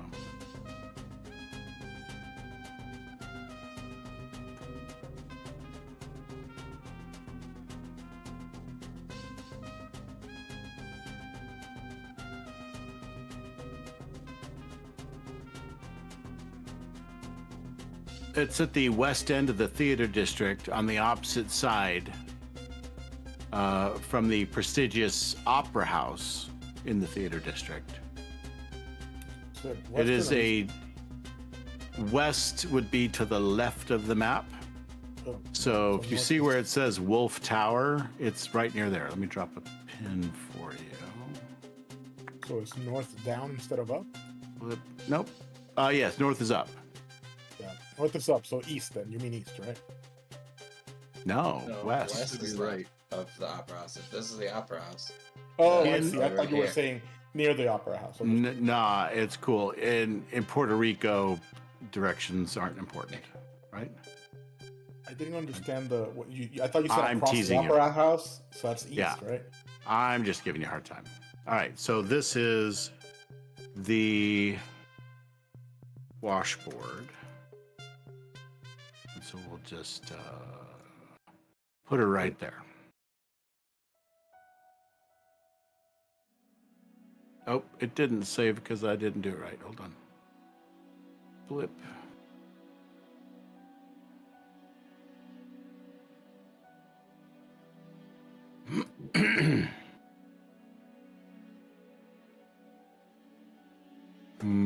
I don't want to tie it to an existing one. Imagine they play jazz here. Yes, that is exactly right. Yeah, I'm assuming it's a place I would like because I think my character would like jazz. Gotta listen to the notes they don't play. Yeah, so this is, if you look in the chat, did it drop it? Yeah, so tucked in the basement of a grimy brownstone building overshadowed by downtown's great skyscrapers, the washboard couldn't be located any lower without dropping into the sewers.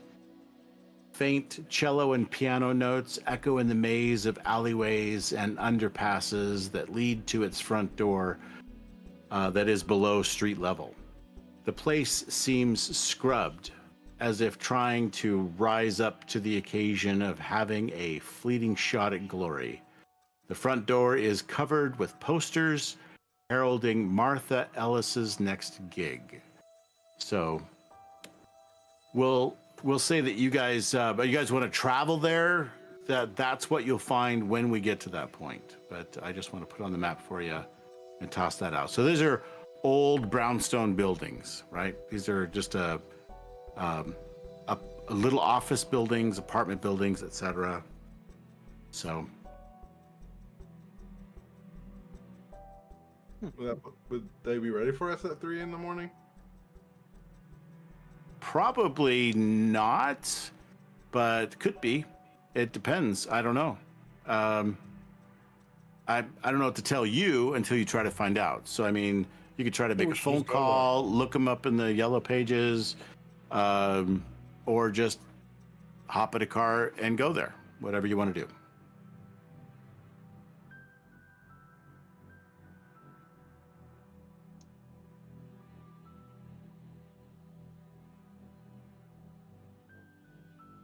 What do you think? Hmm. Do you want to I go the next say we wait. day? I Let's say rank we it wait up. for morning. No, ring it up. Ring it up. Right, grab the phone, call it. Let's see if Sammy's there. Right? Yeah. Okay. I'm asking, what's the name of? Yeah, the Mothman. Who owns the bar or who works the bar again? Oh, Xavier. Sorry, I'm still getting used to the characters. Xavier, yeah, so I would say to Xavier. You want to ring Sammy up and see what he got? Sure, I'll ring Sammy up. I'll look him up in the yellow Just in pages. case he's there, yeah. Let's find out. Yep. All right. Dial the number. Very good. Very All good. right. Literally dial it. Okay. I'm old enough to use And- those. Yeah. And then, yeah, so it rings, and certainly someone answers. Hello, is this Sammy? He's not Sammy. I can get Sammy for you. Ah, that'd be awesome. You be the best. Can you get me Sammy? Okay, stand by. Hold the phone.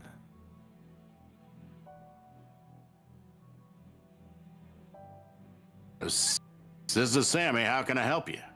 Hey, Sammy, this is Xavier. I've heard Xavier, you you know what time it is, son?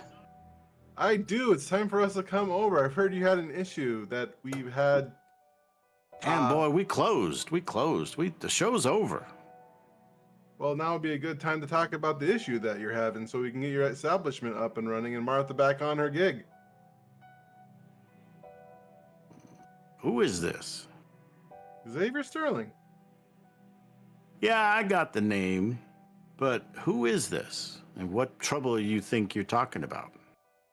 We have a client that gives us jobs, and she said, "We have something, or you have something we can help you with." And we are a group of guys with our certain set of skills are here to Roddy help you. shakes his head. Roddy just shakes his head and holds the bridge of his nose. You're killing me, Xavier.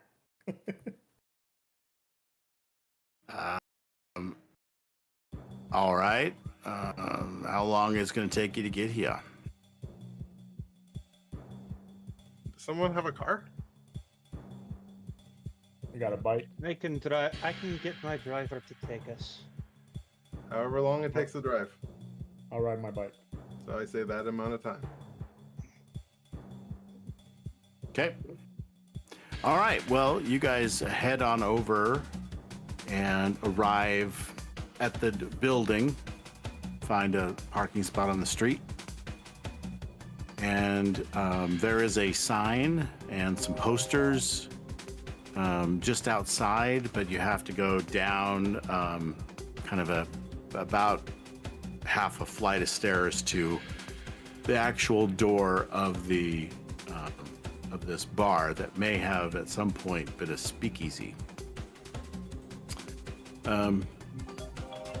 You see that the door itself also has a big poster on it of Martha Ellis.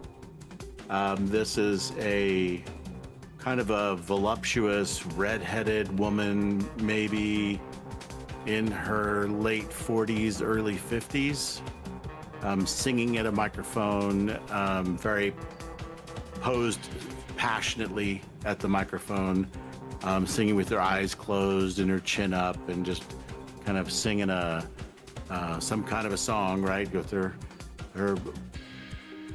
voluptuous lips just puckered over the microphone that she's holding on the stand, and typical jazz style sequin dress that she's wearing, etc. in the poster. The door is locked. I'll knock on the door, I guess. I think before you knock, I would say let's go to the back. I'm sure they left the back open for us. Is there a back entrance? There Is there a back entrance to a speakeasy? Good question. So you go around through the alleys, because this is right at kind of the opening of an alley. And so you can take it all the way around, almost like to the other side, before you see another stairwell that goes down to a door. There are dumpsters and whatnot out back here as well. So this is probably where they maybe bring out the trash, and that sort of thing, or bring in supplies, etc. Yeah, I think Yeah. we should probably go this way. So it's this part of the alley though is not down deep. It is just kind of like 10 steps to the door, 10 stair steps down to the door.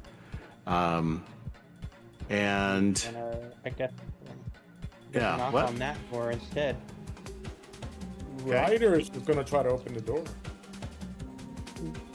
All right. You really well, just kind of walking into a closed establishment? Ryder just shrugs and tries to open the door. you notice as you try to open the door that it looks like that there are some pry marks on the door, Oh. like maybe someone has tried to pry it open in the past. And this may not be unusual for this part of town, for people trying to break in or whatnot. But these particularly still have some kind of like paint chips from the door that flick off as you rattle the door a little bit, but it seems to be chained shut. Oh, and there's a chain on it? On the other side. Oh, I hear the chain. Got it. Yeah. I look at Xavier. Go ahead. Please, we are not barbarians. We can give at least a little respect. I expected you All right. to have the door open for us when we get here. But all right, Well, there's nothing wrong with knocking. That's right. There's yes. This is simple manners. Where did you learn? Right. You don't sure. walk into someone's home or establishment. You're when gonna it's knock. You're closed. gonna keep talking. We're gonna do this. I'm already knocking as I'm talking as I'm knocking. All right, you're knocking at the back door. Yeah. Okay. All right, you hear some footsteps echoing on the other side of the door, getting louder. And it sounds like they're shuffling up some stairs. And then you hear, "So sorry, you must go around the front." I I'm love going it. to look over with a meaningful look. What did I say? I told you we should have manners. I don't even know why we're here. And I walk out and go back to the front. Yes. Yeah, we'll go back to the front and knock on the door. All right. The door opens, and this man it greets you at the front door. Hey, look at you. You are strong like bull. We are here to see Good Stefan. evening. We're here to see Sammy. Yes, he said there will be people coming. So please come down. Thank you, my man. Why didn't you have the back door open, bud? What about back door is locked? We've chained it up. Right. Normal closing procedure. We chain the back door.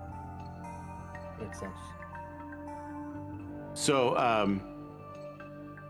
he takes you down some stairs. I'm going to show you the blueprint of what this place looks like the floor plan, and we'll use that as a reference as to where you go and what you do there. So let me pull that up here. Washboard. Did we pass by the door that's in the back yet, or no? No, so let me show you what you got here. Around here. Okay. Bing. All right, so you guys go into the entrance. You have to go down these little steps that go to the entrance. And then Cyrus is here. He's answered the door. And then Cyrus takes you down a flight of stairs. There are no walls here. Everything's wide open. But, whoops, hey, whoa. Hey, cowboy, you got ahead. All right, so he takes you down. The place, it has some floodlights on. And you see across the room, sitting near the bar at a table, is Sammy. And Cyrus walks you over there, just so you can kind of see what's going on. Hey, boss, here are people. And- I love this guy. And so he steps back and kind of stands kind of over here so as to not be like in your face, but yet present as security.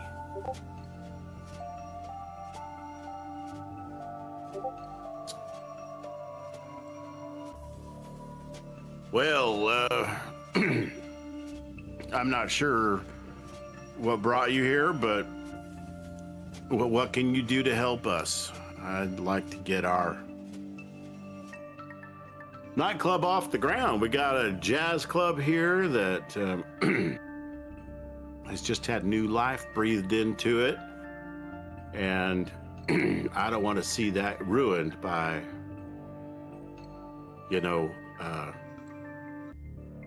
just people talking. I don't need that.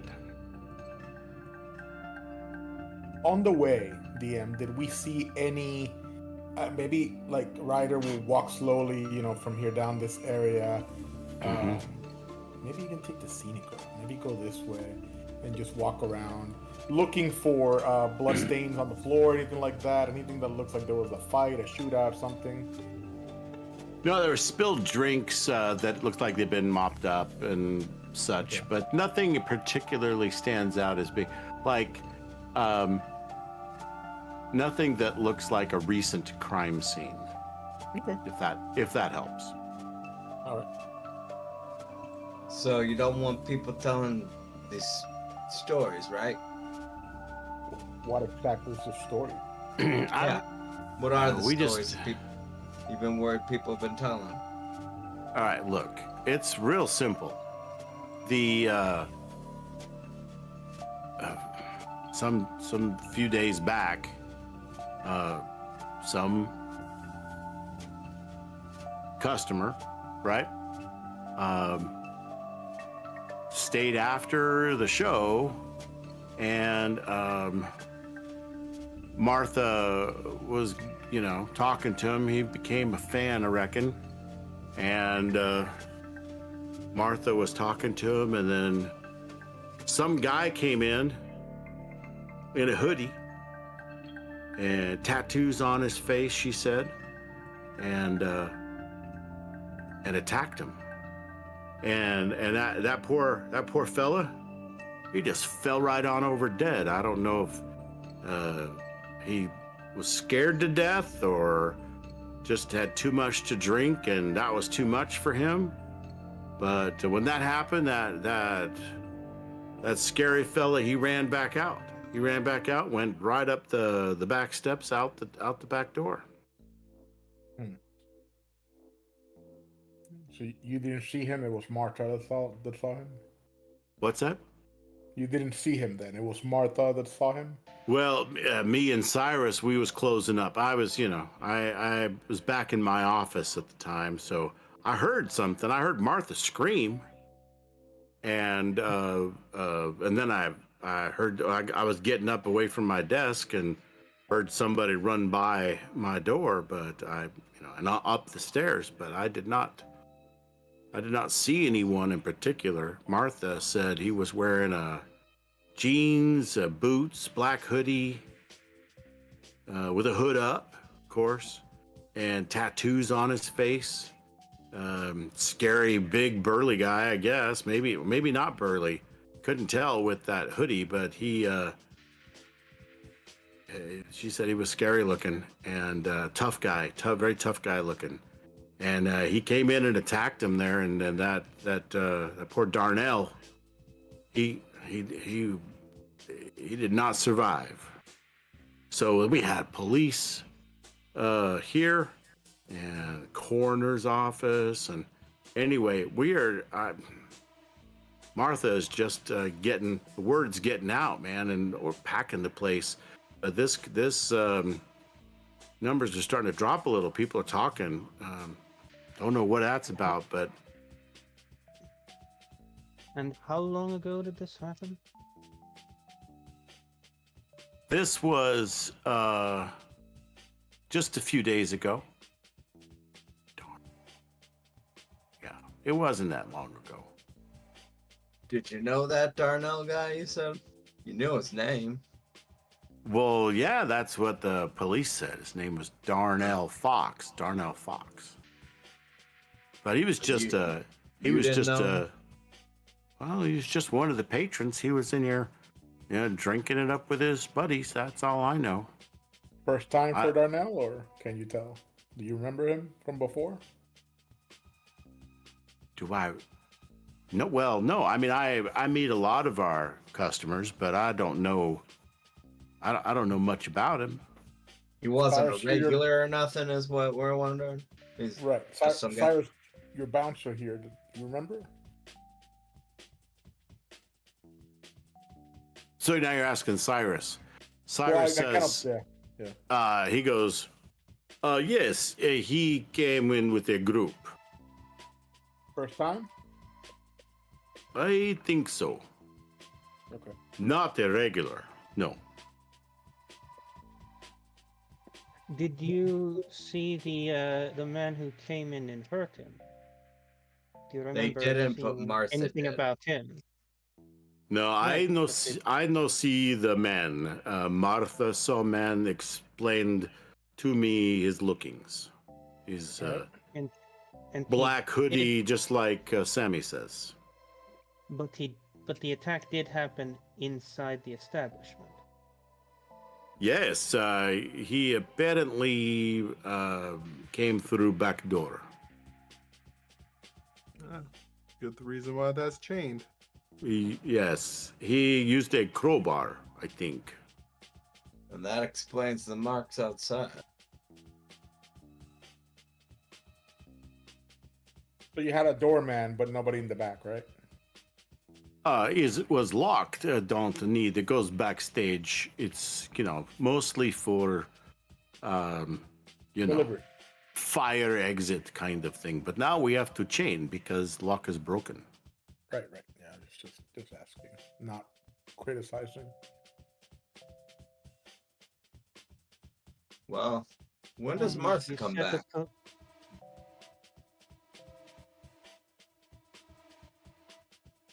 Who are you asking, and what were you asking? You talked over each other. I couldn't tell.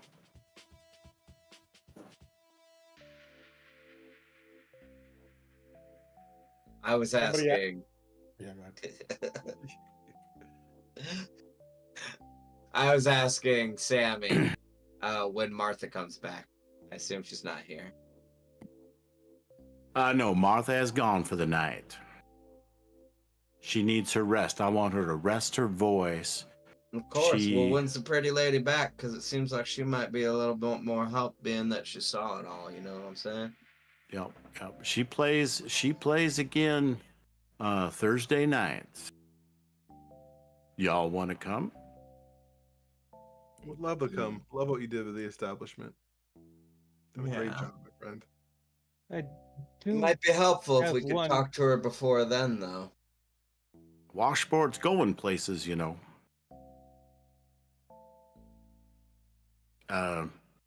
Well, I could ask her to come in.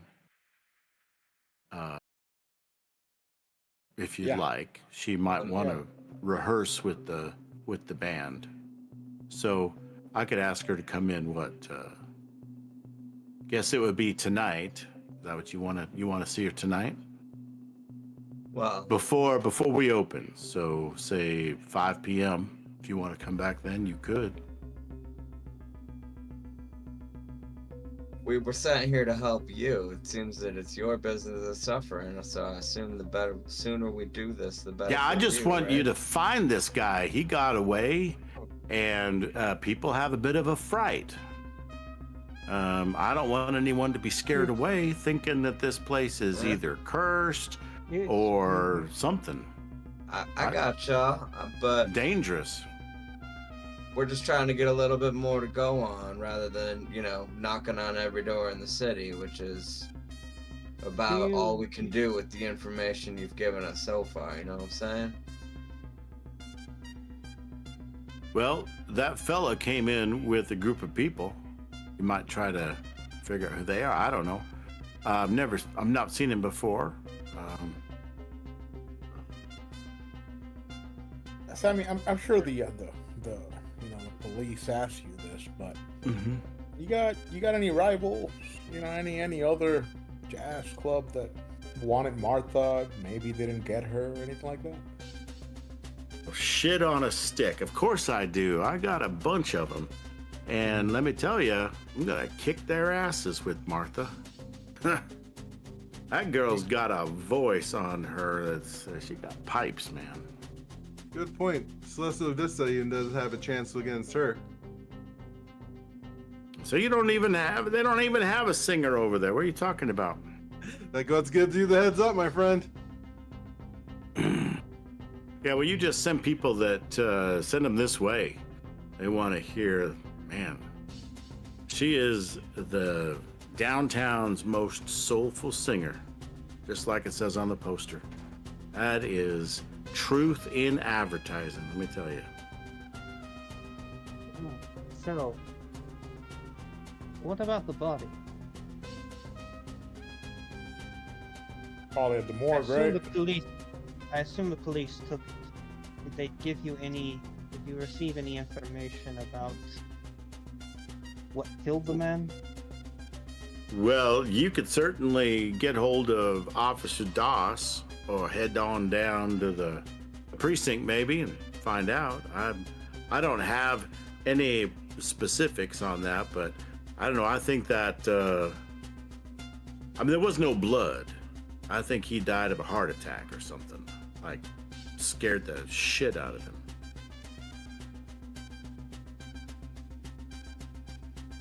How old was this man? Oh, he was pretty young. He was pretty young. But, you know, he was a black fella. And I understand that they sometimes have heart problems, right? The fuck you talking Right. about? Hey, I don't know. You tell me, son. It's not like I know these things. It's just what I hear. Obviously not. Okay. That seems unlikely. You got the 65 roses and the heart failures and fried food and watermelon. I don't know. Don't look at me. I have no idea. I just run a jazz club, and if I get my way, this would be the best damn jazz club in the city. You're running a jazz club, and you're talking about us like that? You're gonna have a hell of a time, bud. Hey, I got all kinds of friends that are blacks. Look, hey. This conversation's not going anywhere useful. Nope, I'm done here. Y'all ready? Well, ask some useful questions. Jesus, you want to look around or what? So far, the questions we have asked have not gotten useful answers. We got a name. We got personal clothing of the man who did it. I think we got a place to start. So you got the name? Yes, What's the name? what I'm saying. You got the Darnell name? Fox. Darnell You Fox. write that down? All right, so you got that. That's a very good place to start. What else you got?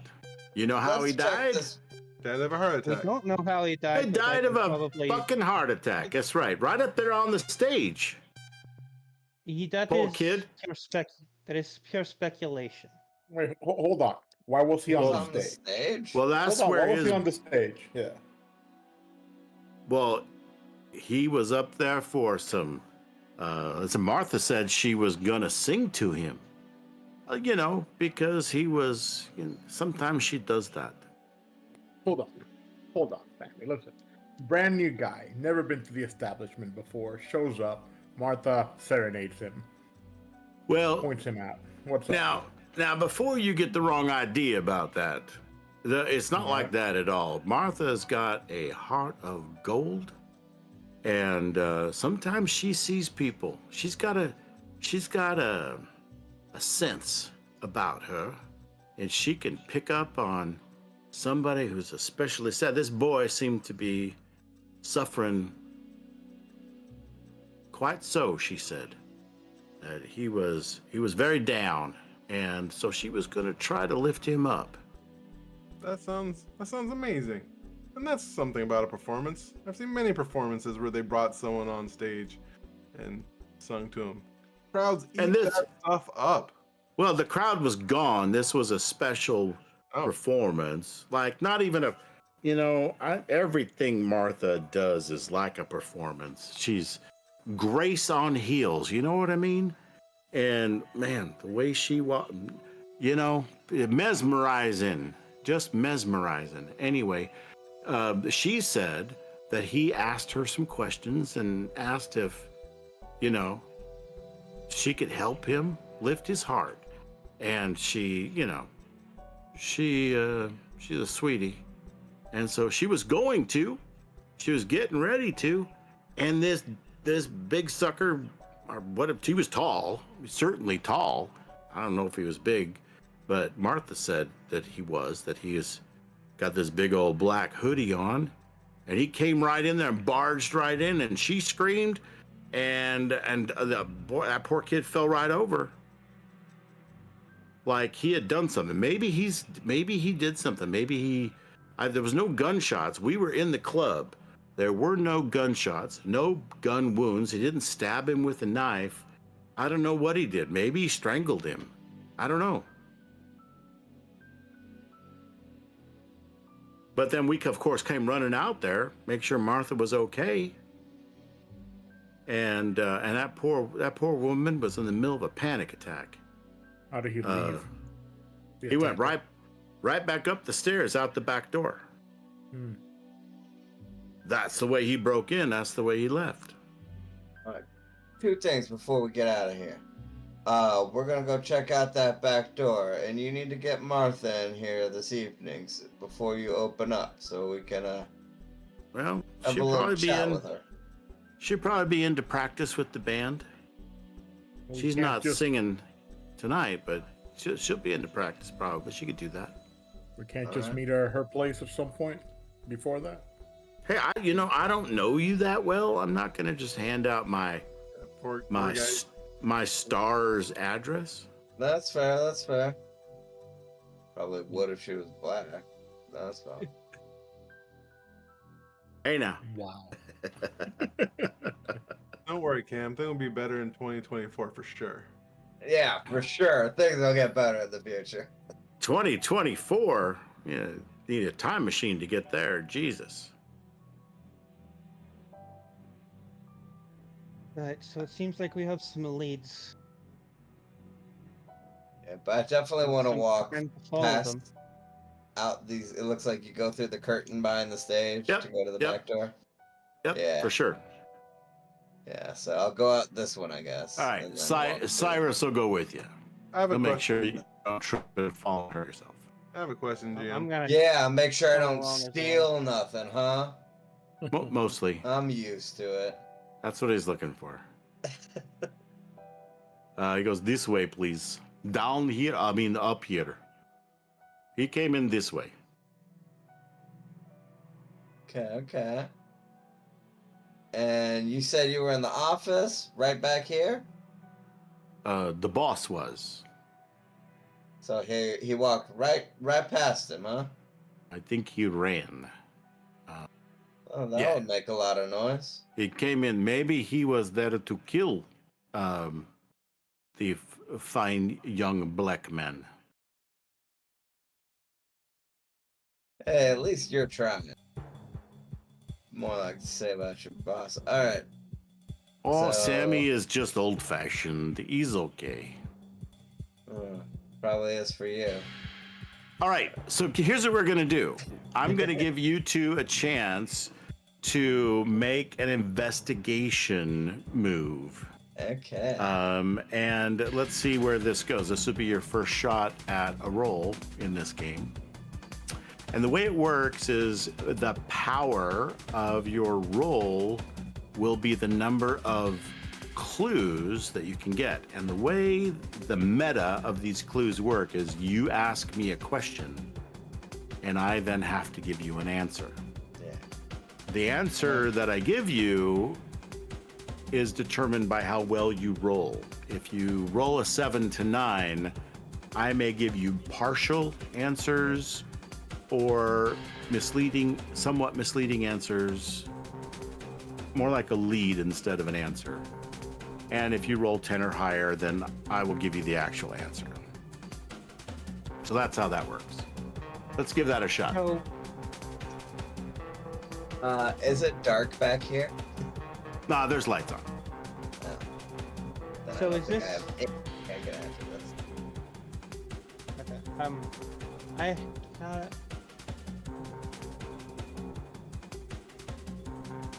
So, is it possible for this to be kind of a, like, how much time does this check go over? Like, are we just getting information about the current area we're in? Yeah, so you two, this would be the process of you maybe talking to Silas, looking at the stairs, that sort of thing. I can see my house from here. You don't have to prove that, but I don't know what else I got.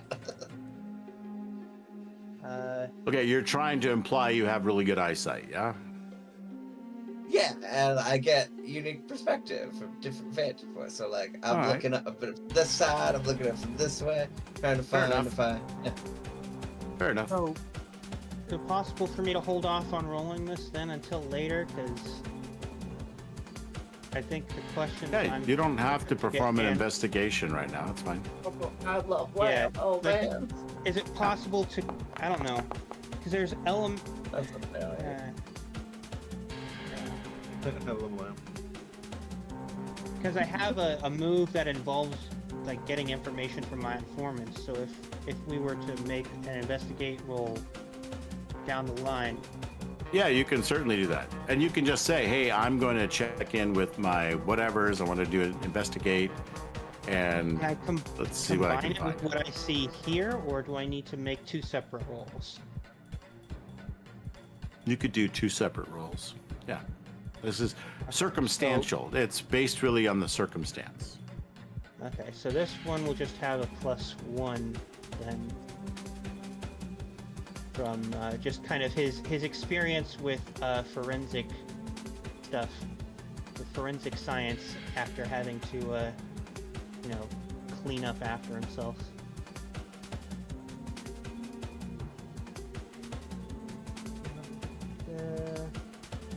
Yeah, so it's just going to be a +1. How do you justify that tag? Like I said, it's covering it up. It's about like his knowledge of forensic science based on his experience having to Okay. hide his own actions. Mm-hmm.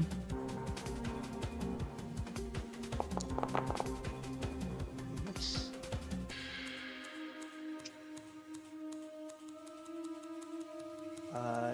Yeah, I got a 12. Alright, so one clue. Do I just type it in the thing then, or? Yeah, do I this have- is, yeah, so it looks like it has not changed. It's still the junky thing that it is. So you get one clue. You may ask your question. You don't have to type it in unless you're, because it's not even going to be secret. Everyone can see this. So I'm just going to delete it. You have one question to ask, and I will give you a straight answer. Okay. So this is now player asking MC. You understand? Gotcha. Okay. Gotcha. Okay. So based on what I can see, I guess based on the area we're in, I suppose. Just like, is it like any question or? Yeah, you just asked me. You could even say, who did this? Or what happened here? Or, it's just understand that I will give Yeah, you. The information I get, the actual answer I get is based on what I can actually glean from this environment. Correct. It won't be just a psychic download of the entire case file. So, Is there any signs that could indicate what this guy's motivation was? Or yeah. Any signs that could indicate, like, maybe not motivation, but like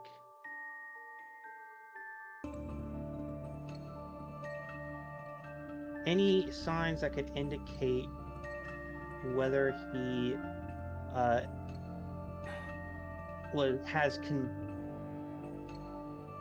guess, yeah, the best I can ask is there any signs that could give some insight into his motivation?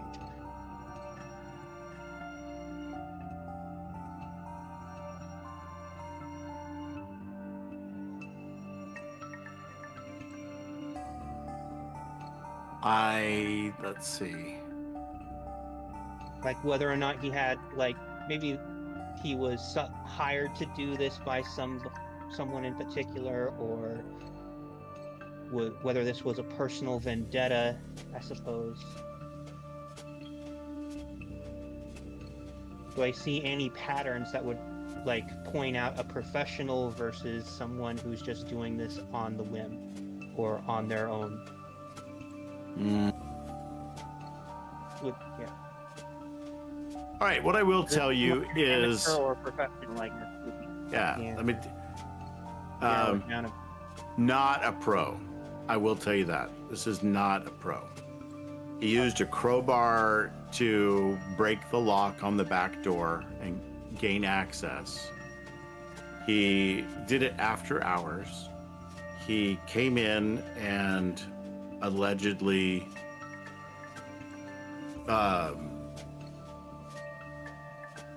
entered abruptly onto the stage, did something maybe in Darnell, bit the dust, Martha screamed, and he ran off.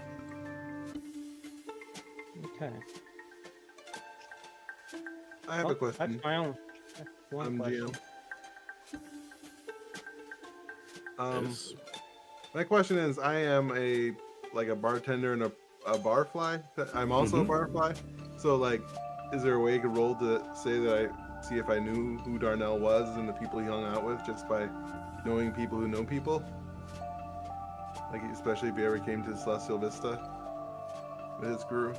That's something you can roll for in this game. Yeah, so this game is weird in that it doesn't do moves like D&D, right? Okay. Where you have skills. Yeah. And it's like, can I roll insight and see if he's lying to me, or can I roll perception and see if I see anything interesting? In this case, what you want to do is you're going to declare. So investigation specifically. This is one of the more common moves that you make during case files because you're really trying to gather facts and figure out what happened. And so you need to decide what your mode is and methods. Okay. So you have to go like, I'm going to search the newspapers, or I'm going to check the yellow pages, or I'm going to ask around and see who in the neighborhood has, I'm going to find out if there's anyone in the building and ask them if they know anything, blah, blah, blah. And then you roll, so you've got your mode and method. And I think you can see that when you look on your character sheet and you add a clue. It has, like, if you hit plus, it'll say, what is the source and the method, okay? So the source would be people in the area. The method is asking questions, or questioning people about what they know, or if they know this guy or whatever, right? And then that is going to be how you got the answer, right? So that's going to help me figure out if I can give you an answer, because I'm trying to give you, I have several clues and I want to lay them on you, but you've got to kind of figure out how to get the clues. That's your job as a player, is I need to gather clues. What are places or ways I can do that? And I'm gonna want to make an investigation move on, see if I can gather that information. For example, if I were to say I wanted to pop out the entrance because of guessing at this time of day the morning newspaper would be on the doorstep of, if not this business, like close by, and grab somebody's morning newspapers and check the obituaries. Right? Uh-huh. That'd be the kind of thing? Yeah. And then so again, I guess what I'm leaning up to suggesting to you is that investigate isn't yes or no. Investigate is, you ask me an open-ended question and I'll give you an answer. If you ask me a yes or no question, I will give you a yes or no answer. And I will be stingy with them because you corner me, right? So, and I don't mean that to be adversarial. What I mean to say is that if you say, does Darnell have an obituary in the paper? No, Yes. I would be like, I want to open it up and read his obituary. What does the obituary say? Right? Yeah, something like that, right? What can I learn from the newspaper? And your question may be, what what does the newspaper say about Darnell? Yeah. And I may then be able to say, well, you picked up from an article on page 14 that, he's just some, whatever. And I could tell you that. And then I would say, also his obituary says this, or whatever, right? You could ask, and I could give you answers based on that. Okay. So it's really not quite like, hey, DM, do I see anything in here? I'm going to look for, clues. Yeah. And then, I right? guess my question was more of just, I'm a live person in this world. Like in D&D, you can roll for knowledge. Like Right. I know this spell, arcane, or do I know this person? You roll social. Right. So what you would do in those kind of cases is say, how am I going to get this? And I don't really have any tags, so I need to create some tags, and that's called change the game. And so then you're like, I want to create tags. I'm going to roll change the game because I want to try to create this tag or that tag, and then I can use those tags for my investigation roll. Does that make sense? Do you follow along? Do you want an example? So I would do a change the game, and then I want to create a tag. I know Darnell. No, well, no, that's no, but you may say let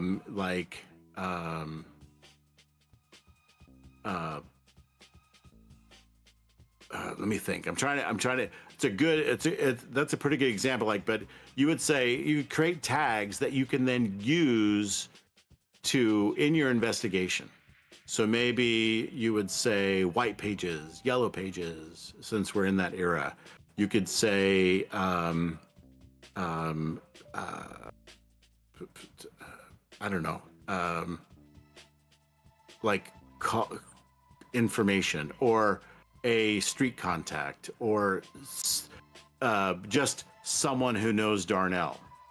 And then you use those to get it. Or you may say, you could create a tag that is the kid who drinks the Moscow Mule. And that could be, this is Darnell. And you know him as the kid that drinks the Moscow Mule, for example. And you could say, I think I might know this guy. And then use that as part of your investigation and ask me a question. Where does Darnell work? Or how can I find next of kin? Or did he, who are his friends? Yeah, that's what I would want to do. I would want to use slinging drinks, easy to talk to, and everyone have fun tonight. To do a change the game and say, and so you can say, I'm pretty sure that this guy must have been at the Celestial Vista. At the Vista. He had to be at the Vista at some point. I'm going to see if and so it could be someone who knows him, or the kid with the Moscow Mule, or whatever. And then you throw some tags together, and then you use those tags to find him, right? Yeah. That's the kind of thing. And so it's not like you just get one roll and it's your turn. You sometimes have to build up what you're trying to do. So again, and you can decide. So when you do change the game, you decide, right? You're creating tags. So all right, I would like to try that then. All right, go for it. So you want to do a change the game by trying to rack your memory for maybe you know Darnell, or remember. Yeah, you must have maybe served him a drink, or you heard his name somewhere. You're like, man, that name's familiar. So here's you going as a player, Xavier. Man, that name sounds familiar to Xavier. How does he know him? Right? Yeah. I have a quick question regarding those story tags. Yeah. So are those only usable by one person, or are those things that the entire crew can utilize? It depends on how they're created and what they're created for. So when you create tags, you can create tags for somebody else. You can create tags that are independent roaming entities, right? You can actually create a tag that is Jesse. And so Jesse is a guy who, hey, let me introduce you to Jesse. And Jesse knows, and you tap Jesse for some minutes. Jesse knows everybody. That kind of, you know what I mean? And then you tap Jesse in your investigation role while you're asking Jesse something, right? That kind of thing. So, and again, so do you see what I did there? I just created an NPC as a player. Mm-hmm. I create an NPC who knows something. Jesse knows everything. Let's see if he knows anything about this guy. That's a really good example of change the game. So, oh yeah, Jesse's over there tonight, right? He's over there, whatever. Or I have a contact named Guido, and Guido may know something about this guy, right? And etc. So, all right. So I'm going to go ahead and I'm going to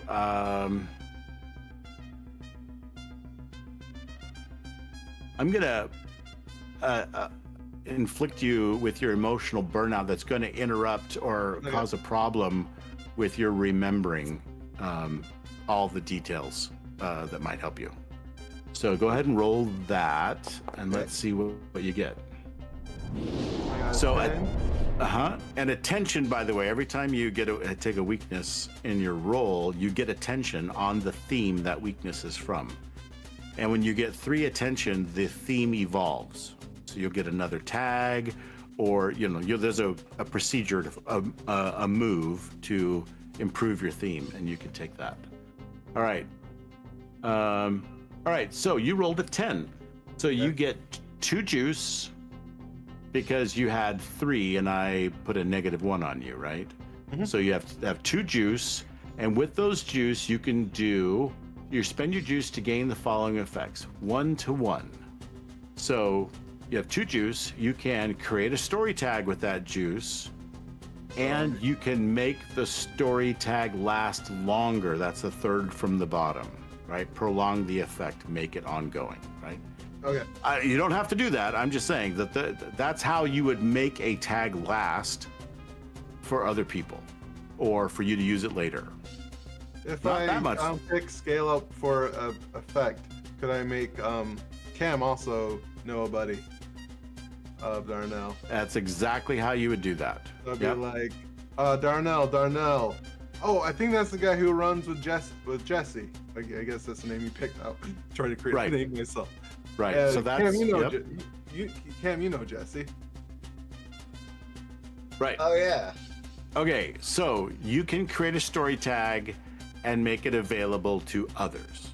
So that's just fine. Okay? And so now what you would do is I'm going to create a story tag for you. This is Xavier that's doing this, right? Yes. So I'm going to give you a story tag. And who is this that we're talking about? Let's stick with Jesse. Or what is it okay. So imaginative. Jesse, buddy of or Jesse rolled with Darnell, so I don't know. Jesse Darnell's bro. Could that be it? Yeah. All right. So you now have this story tag that is on your character sheet. Mm-hmm. And this can be tapped by other people as well. Okay. You should be able to see it I see. on your character sheet. You'll see that Xavier has Jesse. There'll be an Xavier part of story tags. And yep, Where did you, Xavier? Where were you at when you did this? Were you here, or were you down there with he's remembering, and then I'm a Oh, bartender. got it. I serve a lot of people. He's been at the Celestial Vista. I don't really know Darnell, but I've had more conversations with Jesse. Jesse rolls with Darnell. So when you asked out loud, do you know this guy? Who were you talking to? to Writer? probably the whole team. Like, hey, you Yeah. remember that Oh, guy? okay, There's okay. a guy. I think he mentioned Darnell. Maybe he knows it. And then you're like, oh yeah. So now anybody can use the tag and go, oh yeah, I remember Jesse saying this, right? And you just add it in with any other tags you might have, or maybe someone else you want to create more story tags and build up a little, kitty of story tags, and then use all those story tags. So you do this in the middle of a fight too. You create story tags and that lead up to the big, climactic punch that takes the guy out, kind of thing, right? So it's that kind of stuff. When you're setting it up, instead of the help action, I'm going to do the help action so we can have advantage. Instead, you're helping by creating story tags for other people to use, right? Got it. Oh. Okay. Yeah, it's a very cool system when you start getting into the groove. Yeah. All right, because it's very narrative. And so right now you've got that going on. Oh yeah, I think I know this guy named Jesse comes to the bar. I think he rolls with Darnell, and now you have a tag. Okay. Anyone else want to do anything? I think who was it? Alexi? You were using your forensic knowledge on how to cover things up from the police to try to figure out. Okay, I will tell you this. I'm going to reveal this to you. It wasn't exactly what you were looking for, but I think you might, your source, right? Your own forensic knowledge and the method of looking around and trying to find clues. There are signs that something else is going on here at the washboard.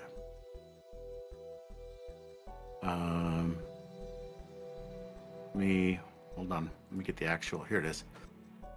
Sammy's using this place for more than just music. Maybe a little bootlegging, a little illegal gambling, maybe fencing low-risk stolen goods. Probably nothing more than that. You see Can I walk signs. without- So, You see signs of that.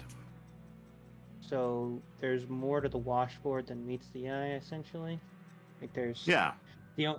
Sammy's got more than he's telling us. Is doing more than he's telling us. Well, he hasn't told you anything aside from it's a jazz club and he's trying to raise it up out of the, out of the pits and make it the best jazz club in town. That's what he said. And he's like, Martha's my ticket to making this place really buzz. So Sammy's club is more than meets the eye. Yep. There's yep. This place is used for more than just music. More. Can than I walk around without Cyrus, or I have to have Cyrus with me?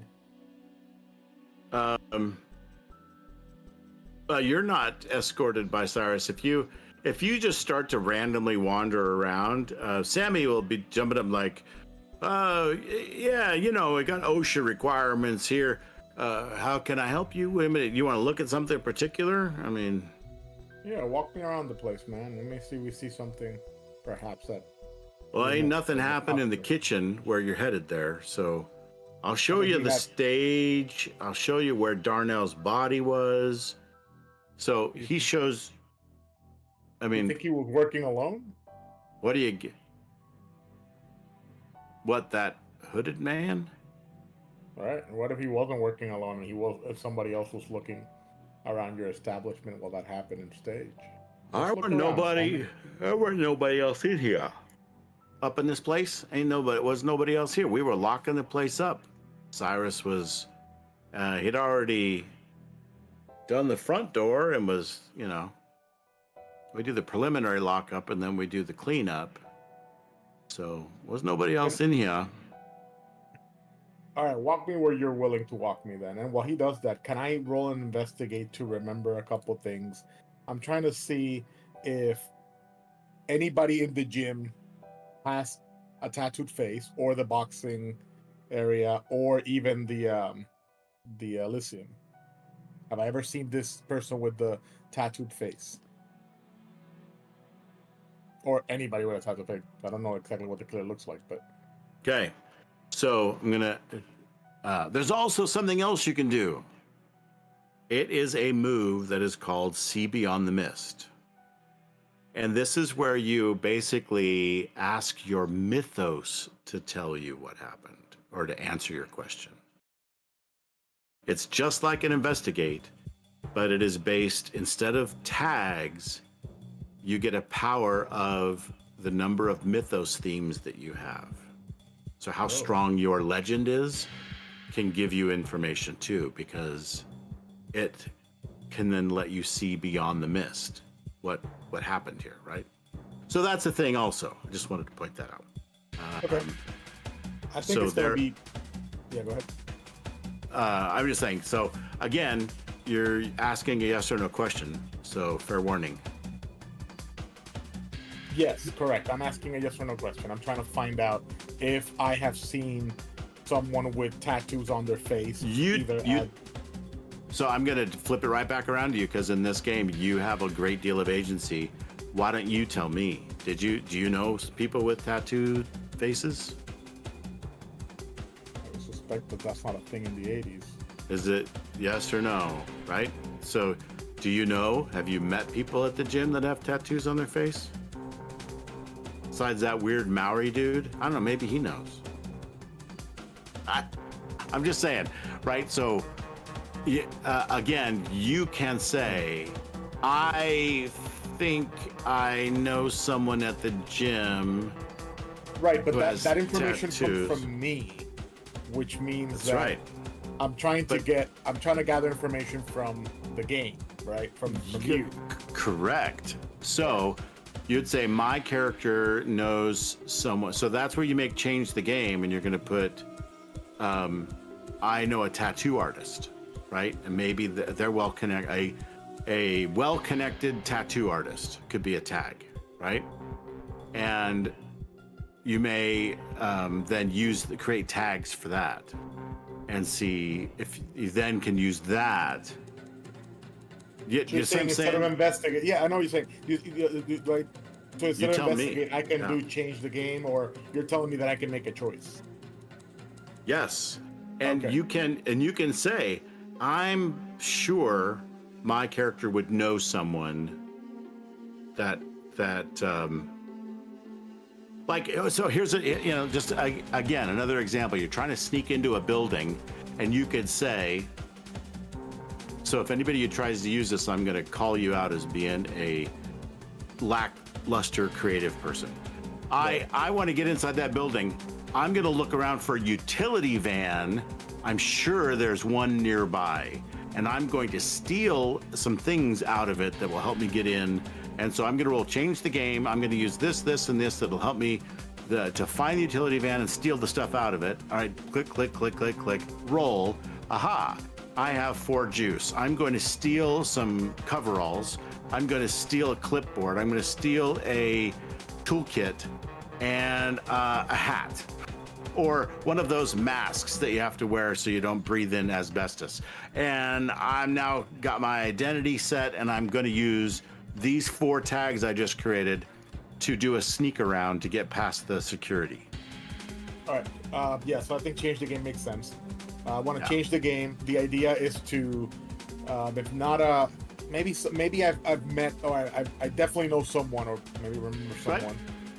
But see, that the problem is that if I can't say that I know someone. You can say, I'm pretty sure that, and then kind of what you expect to get some tags. Right, but if I don't roll the tags, then I don't know anybody, right? Then you're like, yeah, I guess, God, I don't know. Maybe or maybe I'm mistaken, right? That kind of thing. Like, I sucked, I rolled a 4. Okay. I like the idea of a person with a tattooed face that then I can ask, where does he get those, Yeah, or maybe you just know a tattoo artist. It's up to you, and you can give him a call. Whatever. You can say, hey, Sammy, let me borrow the phone. and you know I know this guy, I know this or this or this or that or whatever, right? So, and then you use those tags that you created to, like, I'm going to make a few phone calls. Hold on. You use change the game to give yourself the people you're going to call and what you think you can get with that. You roll it, investigate, and you ask the question. What? I roll and change the game. Yeah, you roll change the game first to create the tags. Like, and for then use it- example, and then you do an investigate, and you use your tags plus the new tags you created, if any, right? Whatever you can do to do your investigation. And then say, MC,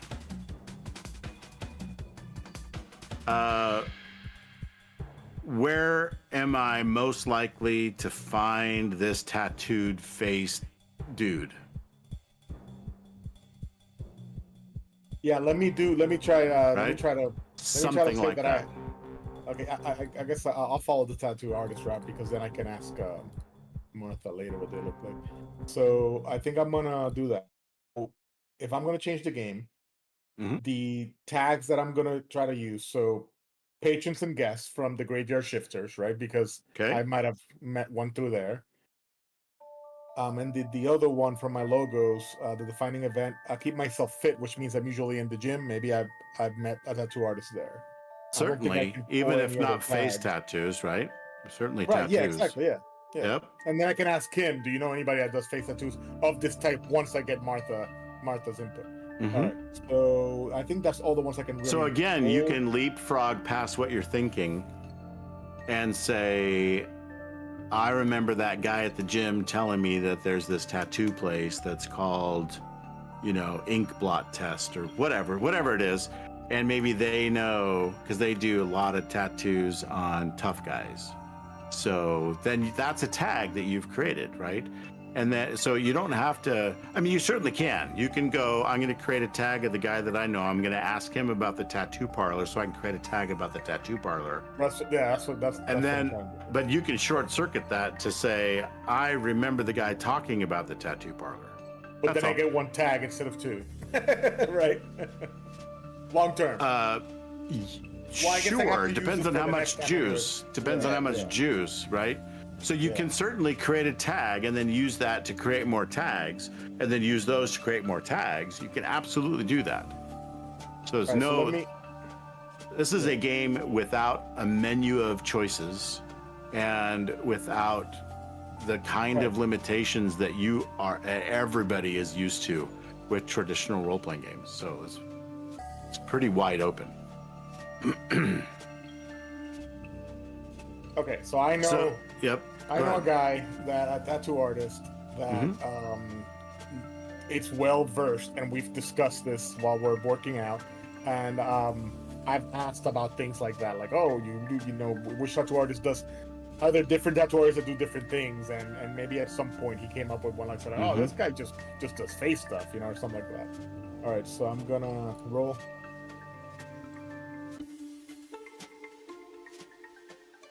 No custom modifiers, no dynamite. Oops, I think I was supposed to. There.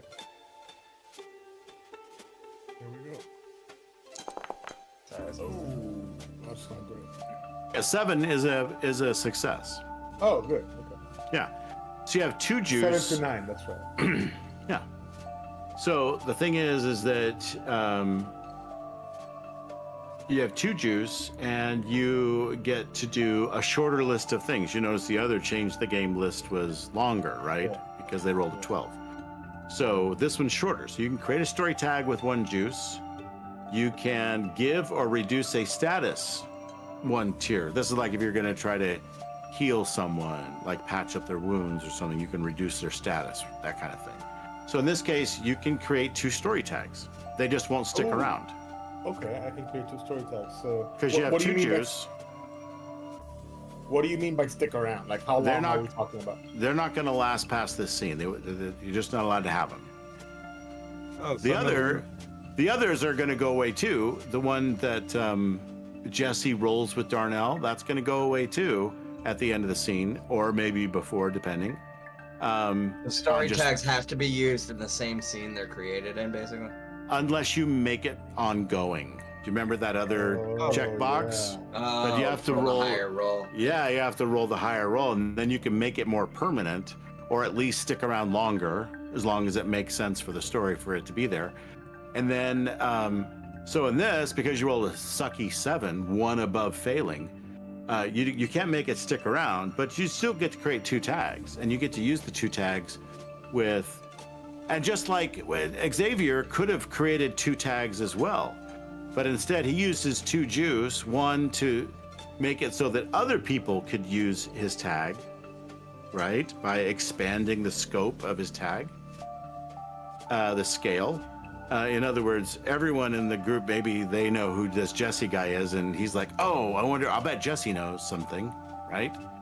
And then you're like, oh, and I also, about this tattoo parlor guy and the guy I work out, I've seen in the gym a few times, he's a tough guy. I think he might be in a gang. Maybe he knows something, right?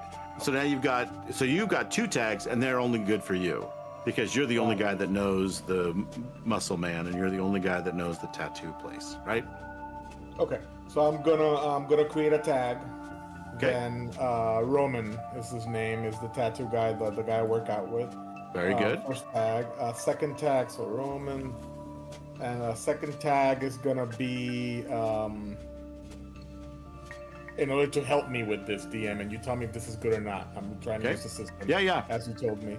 So can the second tag be that I know that Roman is a night owl, so he would be awake now. I don't think that's not going to help you per se in your investigation, because you can call and wake him up, right? Well, that's the problem, though. Like, if he doesn't answer, then I lose a tag. I was trying to see if I can do Oh, that. no, it doesn't work that way. No, you can just go, I'm going to call him and wake him up. Okay, good. And he answers the phone because you said he answered the phone. Your tags that you create, you are declaring a truth about this world that is important to your character. It works on improv rules. Yeah, you're declaring the truth.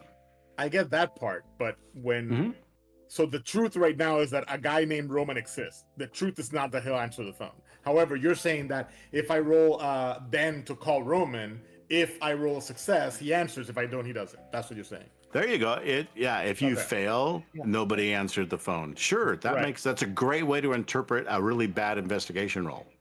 Okay, so Roman is the You knew all these tag. guys, and you had to leave a freaking message on his voicemail, like on his little tape, on his tape recorder, and now he's gonna be pissed at you for waking him up at 3 a.m. Roman's the first tag, and then I could create a second tag.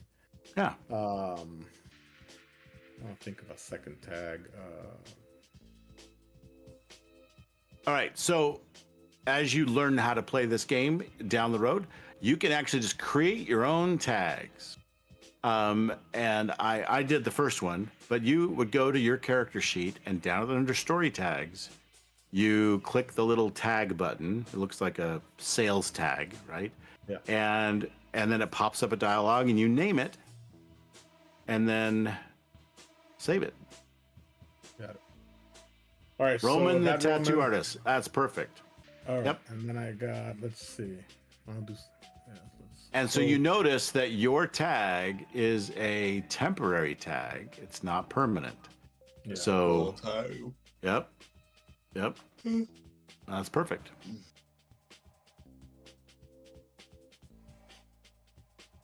Need a second tag that has to deal with remembering something or changing. Maybe. Actually, Yeah. So does the tag have to be related to this tattoo artist idea, or?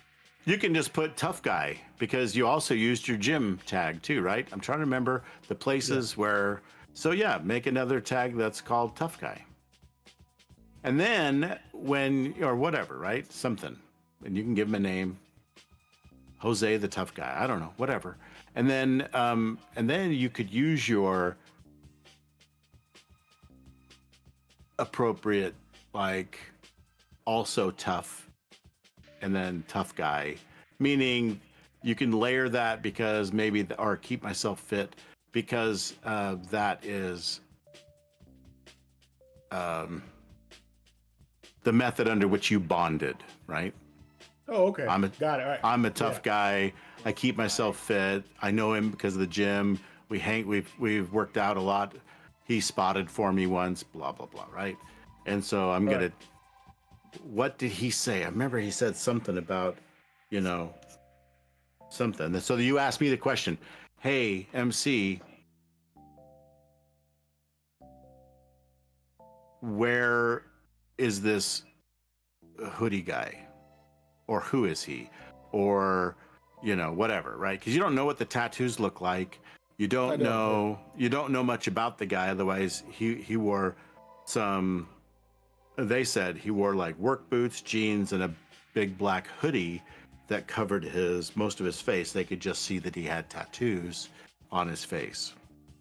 Okay. That's so it. yeah, so I'm gonna make the call. Then the writer's gonna go like, man, I know a tattoo guy. I know Roman. I'm gonna call Roman, guys, and I'm gonna go grab the phone. I'm gonna ask Sammy if I can use the phone first, and then I'm gonna grab the phone. Okay. And at that point, the idea would be convince or investigate. I guess investigate, right? 'Cause You're not convincing anyone. You're wanting to learn a fact. You want to learn. You want to get a clue. And I'm gonna use Roman the tattoo artist, tough guy for this.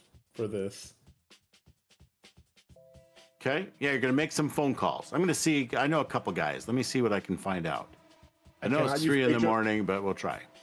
I cannot use patrons and guests anymore because that one's apparently used for me, right? Because crew tags are used level 1. That's right. Yep. Did not know that. All right, now I know. Yep. That one has been used. Now, someone can change the game and use one of their results to undo that. Right? Make available again. But yeah, so maybe you could also do. Can I use keep myself fit because I do spend time in the gym and that's how I know Roman, or I can't do that? I don't have a lot of investigation tags, if any at all. No, you don't. You're like a fighter. All my tags are fighting, yeah. Yep.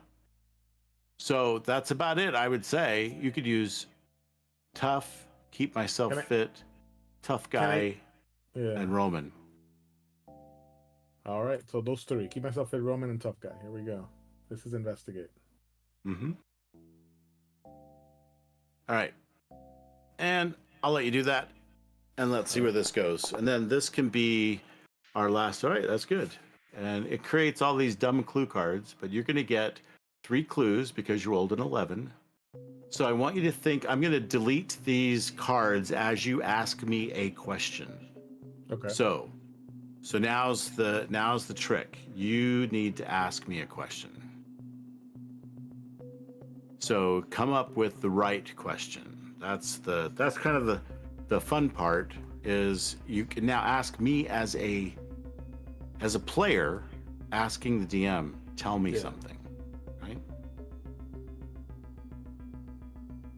But it has to be around the tags I use. It cannot just be some crazy question, right? Well, a question that matches the source. Right. So you're asking people you know from the gym and a tattoo artist. Right. And so you're just trying to get information out of them. And it may be that information is what leads to other information, which then gives you what you want. So ultimately, we could just get there. And that's the point of you now just asking the thing. So here's some example questions. Who did this? Where is the killer now? Do you see what kind of questions I'm talking about? Oh, what does this person want? What is this person? Oh, what is this person hiding? And what can I get out of, or let's see, how can I get out of here, et cetera, et cetera. So you're looking for information. What information do you want to know? Yeah, but if sorry, I know that in the other game I played, what was the other one? Monsters and something, I forgot what it's called. Monster of the Week? So, very similar question. So if I ask you, who is the killer? Or who killed Darnell Fox? You can't answer that, right? Because how would Roman know? Right, exactly. So, but I may be able to give you a lead because you rolled a very good investigation roll. So I may say, oh, you may want to ask around a particular biker bar or some, you know what I mean? I may give you some answer like that. So, I mean, you could ask any question. And if I can't, if it's literally the wrong question for what you're, who you're talking to or what you're trying to do, I'll just go, no, just ask something different. I can't think of a way to give you any information based on how you're going about it and what you're asking. Like if I ask who's the killer, that's like how is Roman gonna ever? I'm gonna say where's the killer now? As in trying to use what he knows, using his who he remembers. Oh yeah, this guy tattooed this African American guy. That makes sense, right? So where's the killer now? Is my first question. Okay, where is the killer now? His name at least. Okay.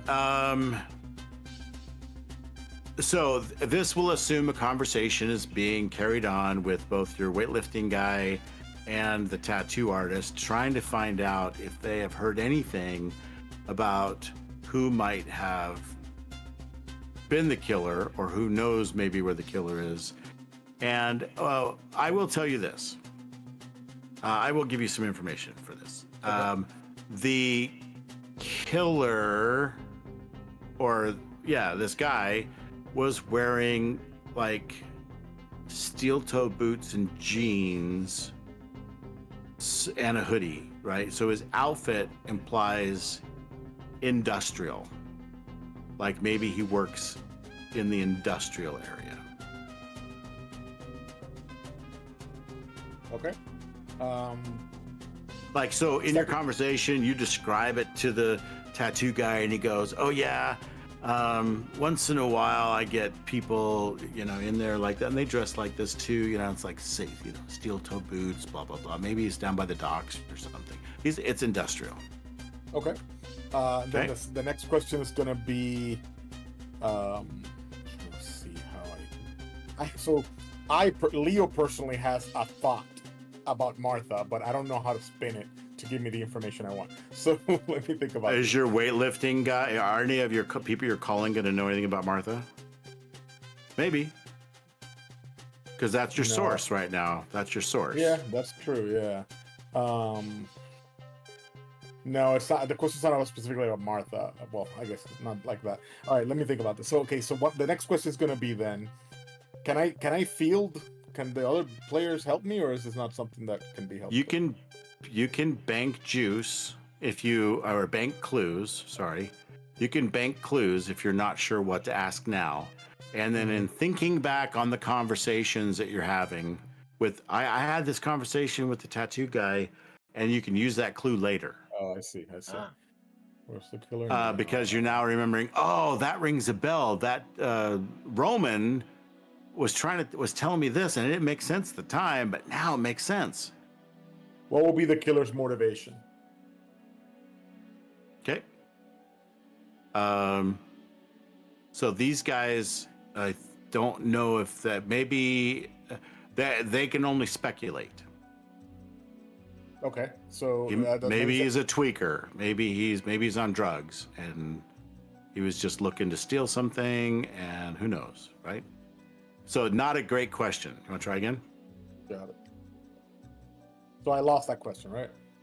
No, I'm going to let you ask again because you're going to ask them just to be psychic, and that's not going to work.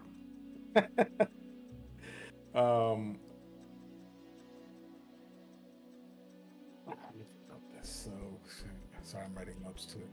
Can I ask a question kind of quick? Yeah. Could I change it from scale up to prolong so I can use the story tag a little late in the next scene? Yes.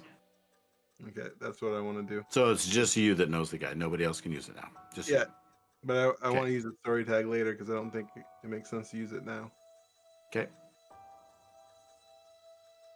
So I don't want to lose it. Okay.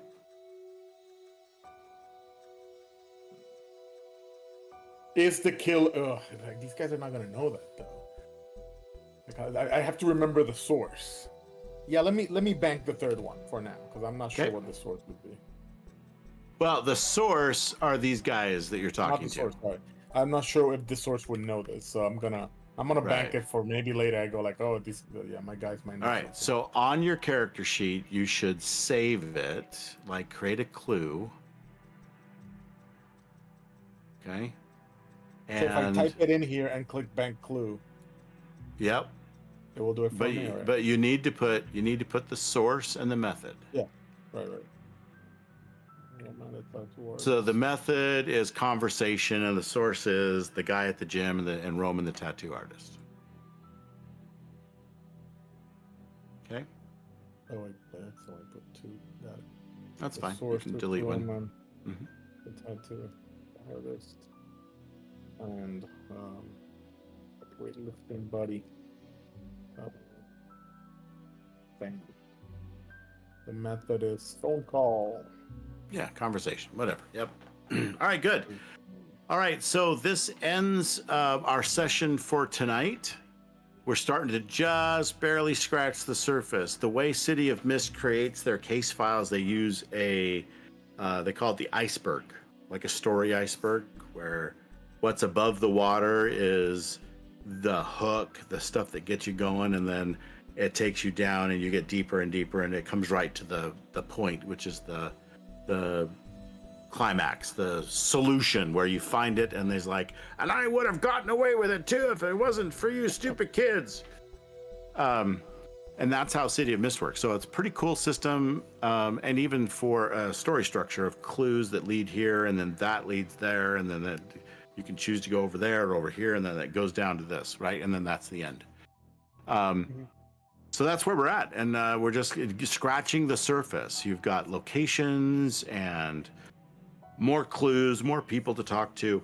I'm sure that you've taken some notes on some other, hopefully you've taken notes on other people that Sammy mentioned that you might also talk to. You're going to talk to Martha next session. There may be some other individuals or places you're going to go next session to inquire further about this case and see what you can get to the bottom of. Good deal. Any questions before we end for tonight? No, I think Awesome. we're Yeah, this is a very cool game system that is like nothing you've ever played. It's not even like Monster of the Week.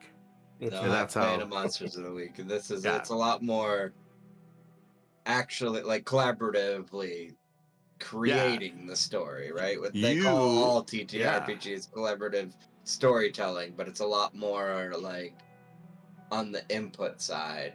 Yeah, rather for than- sure. Yeah. And as you get used to that, you'll get very good at it. Yeah. Because you're going to be like, this is, I think, what I'm going to do, and I need to like make this happen first. So I'm going to say, I'm going to get around to making that happen. And then when that happens, then I can do this other cool thing. And so it's just a series of cool things you're going to do with each other, helping each other. And you're talking amongst each other too. Hey, I think we could probably do this. What do you think about that? And you guys are talking, and then you're creating tags for each other and for yourself and so forth. It's pretty cool how you end up, seriously, when it does get to a fight, when you have that narrative building going on, kind of almost like little mini world building happening in your scene, you end up just kicking ass.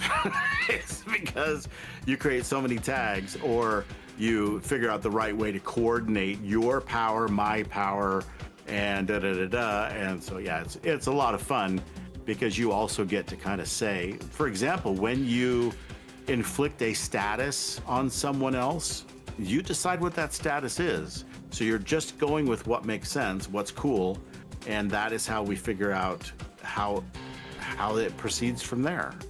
Like, I'm gonna trip him, and so he's tangled up in his feet, or I'm going to use my sword and shield, and I'm gonna, pin him to the wall, so he's gonna be pinned too. All right, cool. And so you get to choose a lot of how this story rolls, and so it's really fresh for me too, trying to figure out how to do the gymnastics around you.